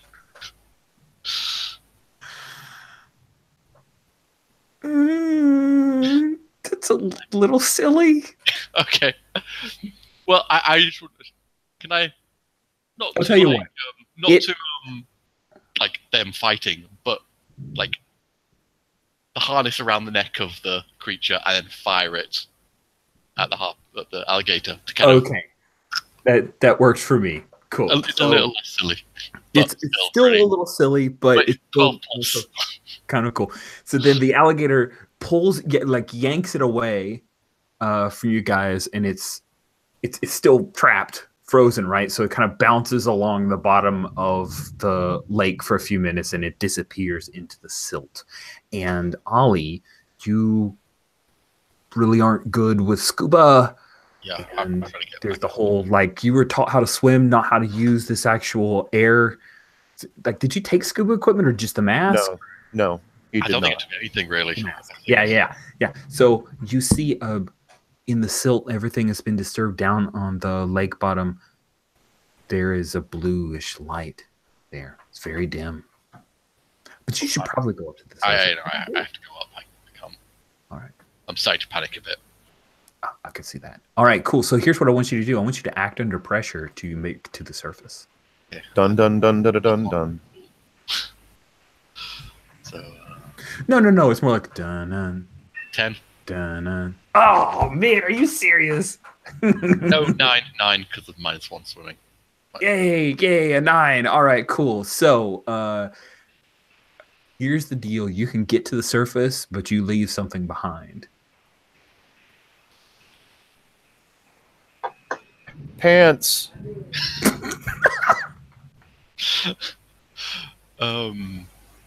Let the world see your thighs, Ollie. Okay. Spluttering, I climb up onto the surface and I have lost something. Are you well? I'm like You scrambling, grabbing at the side of the You boat. just harpooned a revenant to a gator. Yeah. You have to lose your pants. That's the cascading rules of slight gonzoness. So yes, you like pull yourself up, and yeah, by the law. I think I need somebody to help me up out onto the boat. Yeah, I think so. Let's cut to the surface before you guys came back up, because I know that there was some argument about who's going to be contrary or not still underwater. Sputtering up on the boat again, Jessica and Earl. There's a bunch of thrashing around and craziness going on in the water. What do you do? But we're back safely on the boat for You the are moment. both safe on the boat. Can we see what's going on in the water? There is so much being thrashed up. You saw that Derek and Ollie went off. Wait, I think that's a kitty. I think that's a coon. Is that crazy cat time? Oh, It's huge. That was a Freaking big cat. huge. It's a freaking big cat. Wow. Look, we have a kitty there as well. It's tiny. Yeah. I think I'm going to say appropriately to the theme of today's mystery, I'm fairly sure that's just a dog, by the way. Mhm. we're going to need a bigger kitty box, litter box. Oh, dang it. All right. So, So, water's all like murky and chaotic, and we don't Yes. really see what's under. Okay. I turn to Jessica and I say, "Are you okay?" Yeah, that was a skeleton. Yes. Okay, just so we're clear. Yep. Where's everyone? We need to help everyone. You keep an eye up here, and I'm gonna go see if I grab a mask this time. Cool. But that's all, and I'm gonna dive back in. Awesome. You dive in and are treated to the alligator that's dragging away the revenant creature. And you see that Ollie is struggling for the water. It looks like he's going to make it up. You'll also see Tekla and Derek as a couple of shapes that are moving in the water. And you see a small blue glow on the bed of the lake here near the surface. Is Tekla heading toward the glow? I don't know. I think maybe. Where is Tekla headed towards the glow? Oh yeah. And she's got a tank, so which I'm going to give up to Ollie if he failed, but he succeeded because he's good. I'm going to then assume that Tekla's cool. The alligator is on its way away, dragging a or not dragging, whatever, undead creature in tow. And so I'm going to follow Ollie back up to make sure I can help him, because I know this is not his thing. Cool. Ollie, you surface. Jessica's there. She tries, I imagine Jessica will try to help you. Yes. Sweet. Did anyone see that? That was no. See what?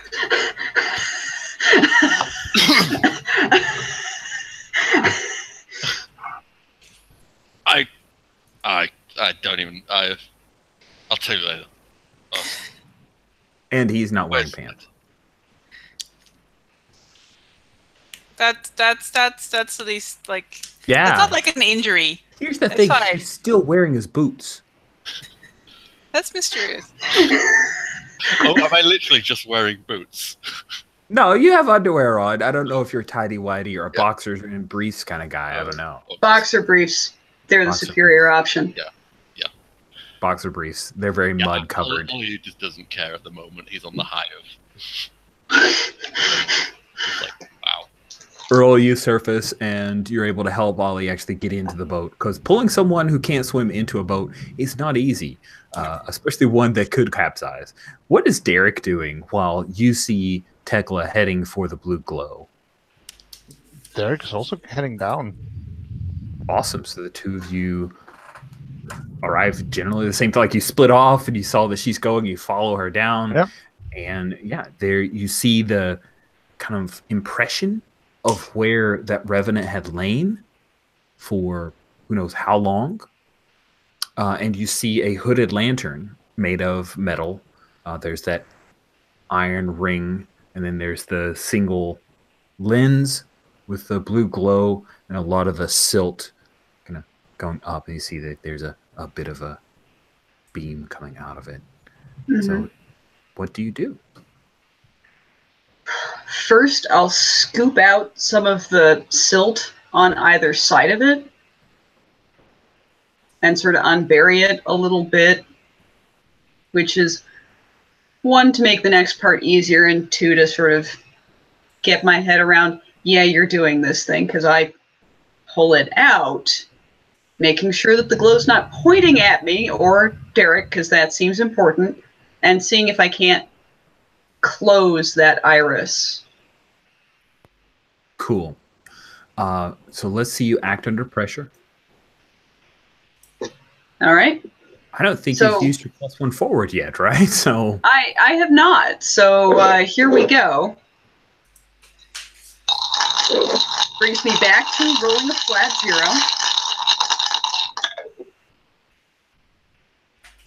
A 7. All right. With a 7, you can close it, but you expose yourself to it for a moment. Or you can Let somebody else deal with it. I'm gonna deal with it. I'm responsible for stuff. All right. You get a vision as you touch this thing and close the iris. You see this island, but you see the manor above, and there are no trespassing signs. The windows are no longer broken. This is decades earlier. And there's a woman who stalks off of the island shore and onto the water's surface. And you can see that there are these energies, magical energies, that are sparking around her like fireflies. And a guy is there, and he's holding the lantern that you hold now. And there's a locket around his neck that in a flash you think maybe you saw on that revenant that you guys had just followed. And the woman, you recognize her. This is the woman who burned Nina Castle to a crisp, killed her. The ghost that you saw, who gave you the cross, De La Garza's cross that you carry now. No shit. This is the woman who did it. And you hear his voice, the guy. His name's Jack. Why are you doing this? She answers, doing this? This is your doing. I gave my heart and soul to the protectors. To you. What do I get in return? You and Nina making a fool of me behind my back. You destroyed my heart. It uses a soul without a heart. Why did I even bother to help stop the convergence? Helen, listen to me carefully. You're not yourself. You've been bouncing on the edge of black magic trying to find this lens, and it's tainted you. Shut up! This is your fault! I didn't mean to kill Nina. I loved her like a sister, and I loved you. And then the rest of you found out, and it all just got out of control. Just give me the lens. I've lost everything that had any meaning in my life, and I damn well better have something to show for it. She comes closer to him. She reaches out for it. Blue flames are flickering from her fingertips. Jack, the man who you saw, his undead body, he grasps the lens. He grabs it with both hands and he says, no. I swear by the blood in my veins and my last breath that I will protect this lens from you for all time. Goodbye. And he flips over the side of the boat. He sinks beneath the waves. Helen screams and reaches for him, but the water's surface sparks blue and is solid to her touch. Bubbles briefly mark the spot of Jack's descent, the very spot where you are now. And then there are no more. The blue light shuts off when you close the lens, and you have the lantern in your position. What do you do? And by the way, Derek, you witnessed all of that vision as well. Ooh, awesome. Because you are supernatural, and it would be cool if someone else got cool visions too. So there you go. I'm weird now. Yay. Yay. Weird friends. Cool. Try to shake it off and I point think you'll up at the surface. You'll quickly feel Derek's arms around you and just pull you up. I don't even fight. I'm like, there's like that moment where my shoulders go up and like maybe I would, but I'm like, no, fuck it. This is fine. Everything is fine. It's fine. So up we go. Cool. So you reach the surface. You get to see Pantsless Ollie and the rest of your team. And you see that they come up together. Derek helping Tekla. Tekla, once she gets up there, she's on her own, very bleeding very heavily, but she's tough. And she has in her possession a Thunk. lantern.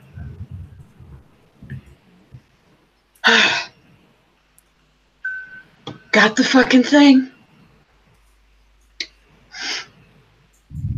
So, some All of the fucking done. original protectors were here, Mm-hmm. and nobody's gonna like what I have to say next, but we should go check out the manor.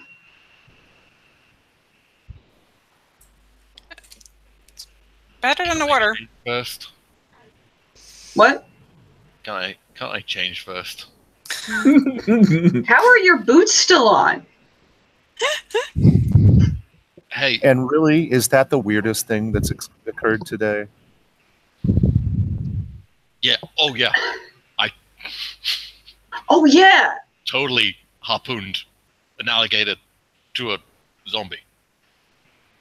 He like tied the rope around the zombie's neck and then hit the alligator with the harpoon. It was like, blue. It was great. Thank God somebody else saw that. Mm-hmm. However, we're probably going to see that guy again Oh yes. because he's got kind of a death oath to protect this going on. And just saying, like, nobody say anything like, I guess it's all over, or they're all gone now, or anything like that. Especially not like by themselves or in a dark room. No, there's still what's her face. What's her face? Oh, Helen? That's what Pretty- I said. God. Tekla would have paid attention to her name. It's Helena, right? It's Helen. It's Helen? Okay. Mhm. Yeah. I'm like, yeah, Helen. Derek did Yeah. not pay attention to the name. She killed that Nina ghost that tried to mess with Derek back in the day. Yeah, she's bad news. There's like a moment where he puts a finger to contradict that and goes like, yeah. You're gonna smart off to the vision. That's great. I think that brings our session to a close with the aftermath and the decision that we're gonna have to go to that manor. That's a great little ender quote there. So let's do our end of session fun move. First of all, did you conclude the current mystery? Yes. Yes. Well, conclude the current mystery. You got the lantern. You sent after the lantern. There's still I think- some. I think that was After the effect current troubles. mystery. I think there's another mystery for another thing. But Yeah. that's up to you. I'm good with this being the conclusion of the lantern mystery. Cool. And did you save someone from certain death or worse? Yes. Yes. Yes, multiple times. All right. That's 2. Did you learn something new and important about the world? Yes. Yes. Mm-hmm. Did you learn something new and important about one of the hunters? I think with Uh, all the Tekla flashback scenes we got, does that count? I mean, we did. We as players did. The viewer did. Yeah. Ollie wasn't able to swim, and now he can. Sort of. Well, That's- Honestly, yeah. sacrifices his pants. Yes. Well, you know, There are that's- some kinks in my swimming technique. I'm just saying that's how they taught us to swim. Okay, you just gave up pants. and all. Definitely kinks. Well, his kink is okay. All right. So with that in mind, there's 2 XP for everyone. Ooh. Cool. So we should do that roses and thorns thing. If you guys anybody need a quick bio before we do roses and thorns? Ready? Everybody good? Good. All right. Awesome. So we start as always with thorns, things that could have gone better, rules, clarifications, questions, moments that didn't quite work for you. Who wants to go first? I go on. All right, Jan, what thorns did you have? I was hoping to bring Maria back in. You hinted to it like 3 or 4 times, and we ran roughshod over you. That would have been fun. I would have liked to have seen that. And Jan, I know your insidious reasons for that. I get it. No, not just because of that. Also, just because we had a mystery that wasn't quite completed, and there had a few little strings that needed to be wrapped up, and it's like, damn it, we need to. Curiosity was. And also because Earl. I will say I was ready to go there. It just That's just right. didn't happen, but it will happen. But it was like, hey, we should. No one. No, okay. You're No one perfectly listens to the capable. contrary one, I guess. I don't know. It's crazy. Derek was perfectly capable of calling her himself. Hey, come over. He's got a phone. He's got his own flip phone. Derek, any more? Or Jan, do you have any other thorns? No, that's it. Okay. Alex, it sounded like you were about to pipe up with your own Actually, thorns. one of my roses. I forgot we were in thorns. So. Oh, goodness gracious. Well, Um, you never I'll take orders. Get back to me. All right, I'll get back to you. Who should I call upon next for thorns? I'll take one. All right, Paul. It seemed to me that we had a lot more over talking and confusion today than we normally do. And I don't necessarily know why that is, but it got a little bit frustrating a couple of times. So Think it's just because the 6 of us haven't played together in a while, or do you think there was any particular thing that I can do to facilitate it a little better that I haven't done, or that I have done that I didn't do this time? I don't know. I was just calling attention to I think my you're right. perception. I did see there were several times where people were over talking, and I just overtalked you. So I'll shush. Do you have any other thorns, Paul? I think that was basically because we were basically together for the entire game, and it was a very action-oriented fighty game, which is not something we usually do. So we're probably less. A couple of times I was like, I thought of a move and thought, oh well, somebody's deciding what they're gonna do.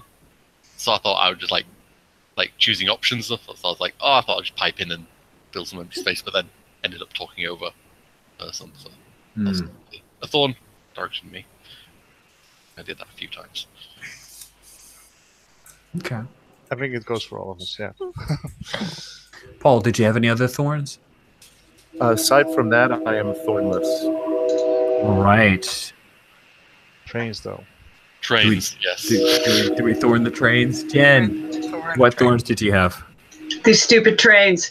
Stupid trains. Stupid trains. It's been so long since we've all been a group like this. It's so nice. That is not a thorn. It's not a thorn. Too long. It took too long. That's right. It took us too long to get all back together. Goodness. I also noticed the over-talking. Sorry, Paul. I know that I was contributing it. Everyone did. Right? Sorry. It's so bad. We're going to have to... While apologizing to Paul for over-talking Paul, that just... Yep. So yeah, that was an ish.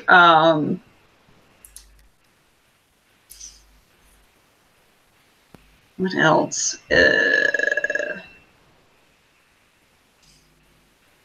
Yeah, I can't think of anything else. Cool beans. Alex, you've got a thorn now, bro. Contribution to the other person's thorn count as my thorn? You know I like saving Jules for last. She comes correct. Oh, is the spotlight moved up to Jules? I'm safe. Okay, I'm fine. right. Jules, what thorns do you have? Obviously, Alex doesn't have any. He can pipe in with thorns later if he comes up with some. There was a lot of combat, like basically the entire session. That was a bit long. That's true. And lots of action. But on the other hand, that's sort of monster of the weekish, and we never do that, so it sort of also felt nice to do it like once. But it's not really our style, which I also think contributed to the chaos, which is the thorn I already gave. There you That's go. true. Here's Everybody the- come back together. We're doing a mostly combat. There's some astute observations. Cool. Do you have any wish? Oh yeah, Oh gosh, you get the thorn. I felt bad that there was some moments of like over talking. I don't know if that's why I was really happy when people were like jumping in the water and some people were up on the surface. And I felt like maybe there were a couple moments within the combat where I maybe neglected somebody that should have like narratively been doing things, but I made that choice because I was like, otherwise it'll be over talking again. So like it was a tough choice, and I don't love that. I felt like that was my best choice. I got to come up with better ways to try to manage that spotlight within a combat. Initiative. Obviously, we need to roll a d10 and just go in order. Is that what we do? No, yes, no. Maybe we go with the I think it originally came in Marvel Superheroic, and then it was stolen for a few fake games. The whole thing of like one person goes and say who goes next. It's a possibility. Some things to think about, like because you guys are going to be fighting stuff coming up near the. Yeah, I like the idea of a more narrative-based initiative where like the person with the best narrative position goes first. But I also like them handing off that initiative to the next person. Yeah, I think we would be able to manage that quite well. I think. Yeah. I mean, I think You guys want to test that out the next time we get into a combat of the whole like let's go who feels like they should go first here, and I think we all generally agree on that, and then that person can hand off. I think that also went pretty well this session. Like for instance, I know I started out with a pretty like I went in deep immediately at the start of the combat, but then went back up to surface and then just set it out for a while other people did some stuff. Yeah, I mean, I think you guys managed it as well as you normally manage it. It just there was some miscues of talking over. Oh yeah, that's still a little bit. Yeah. All right. Then we will go to Roses. We start with Jules. I liked seeing some spotlight and expanding on Tekla's storyline. That was very cool. I also thought it was like some foreshadowing that but I think maybe for the next session, I'm not sure. There seemed to be like a hard coal sort of type deal going on, so that was interesting. That was my favorite one. Awesome. I also like that some people got to be more actiony this time and got to like, I'll just attack it with my vampire fangs and stuff like that. I'll attack it with my harpoon gun. If only have vampiric harpoon guns, that would be pretty dope. No, don't give them ideas. And for my next advance, thank you, Jules. Alex, what roses did you have? Well, I definitely I really enjoyed the little Tekla flashback vision things. I thought it was really nice.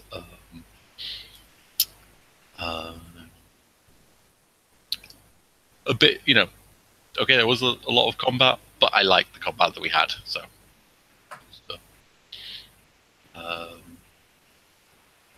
thank you for letting me do something stupid. I couldn't stop you.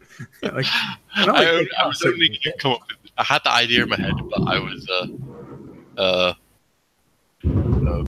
only going to do it if like a 12 plus came up. That was the only thing I felt I could get away with that. So, but yeah, thank you. I apologize for gigantic rain sounds because the sky is literally falling here. Oh my. Jen, what roses did you have? I too liked the flashback vignette. That was nice. Goodness. I can't just say it's so nice to see everybody. It's fun to keep seeing the characters and their relationships develop. So that's neat. It's interesting to see some sort of setup going in for the characters who recently had their playbook change. So now Margaret's got a kind of different role, and Earl's interfaith community is going to probably crop up interestingly soon. So that was neat to see established. And yeah, I'm not shy of the combat. We got into some hecka fights. Just glad that the Gators came back and were like pretty interesting foes. I was so pretty happy about that. I was like, I hope that them attacking weird Gators is not lame. And I thought it was okay. Thank you, Jen. Yeah. Paul, what roses did you have, sir?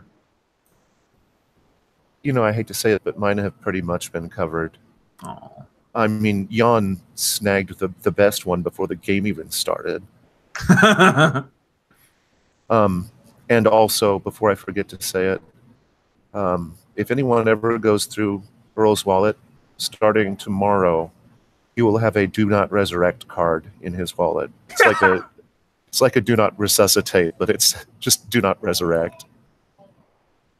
Just in case. Come on. You can always ignore it. I'm just saying. I can do it better. We will definitely ignore it. Yeah. Grief does strange things. It's true. Resurrection's been an ongoing trope in this game. Phew, thank you. And they keep doing it wrong. Keep doing it absolutely. Although, yeah, when you self-resurrect by giving an oath, then yeah, that's different. That's why you put your boyfriend's soul in a Horcrux. Don't worry, Earl. I'll save you from being resurrected. It's cool. Yeah. I got you, bro. I don't want to be in a Horcrux. Jan, bring us home. What roses did you have, sir? Well, one that was already alluded to was the fact yeah, we finally had everyone back together again.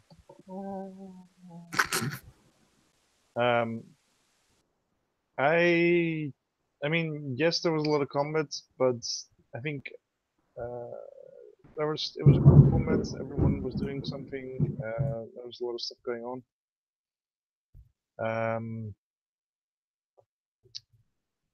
I definitely also liked. I mean, that's just back on something that's already been said, but definitely liked Tekla's pre-scene flashback.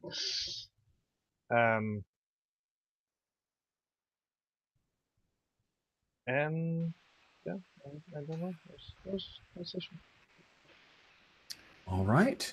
Well, that will bring this lovely session to a close as we get several August's Sundays together.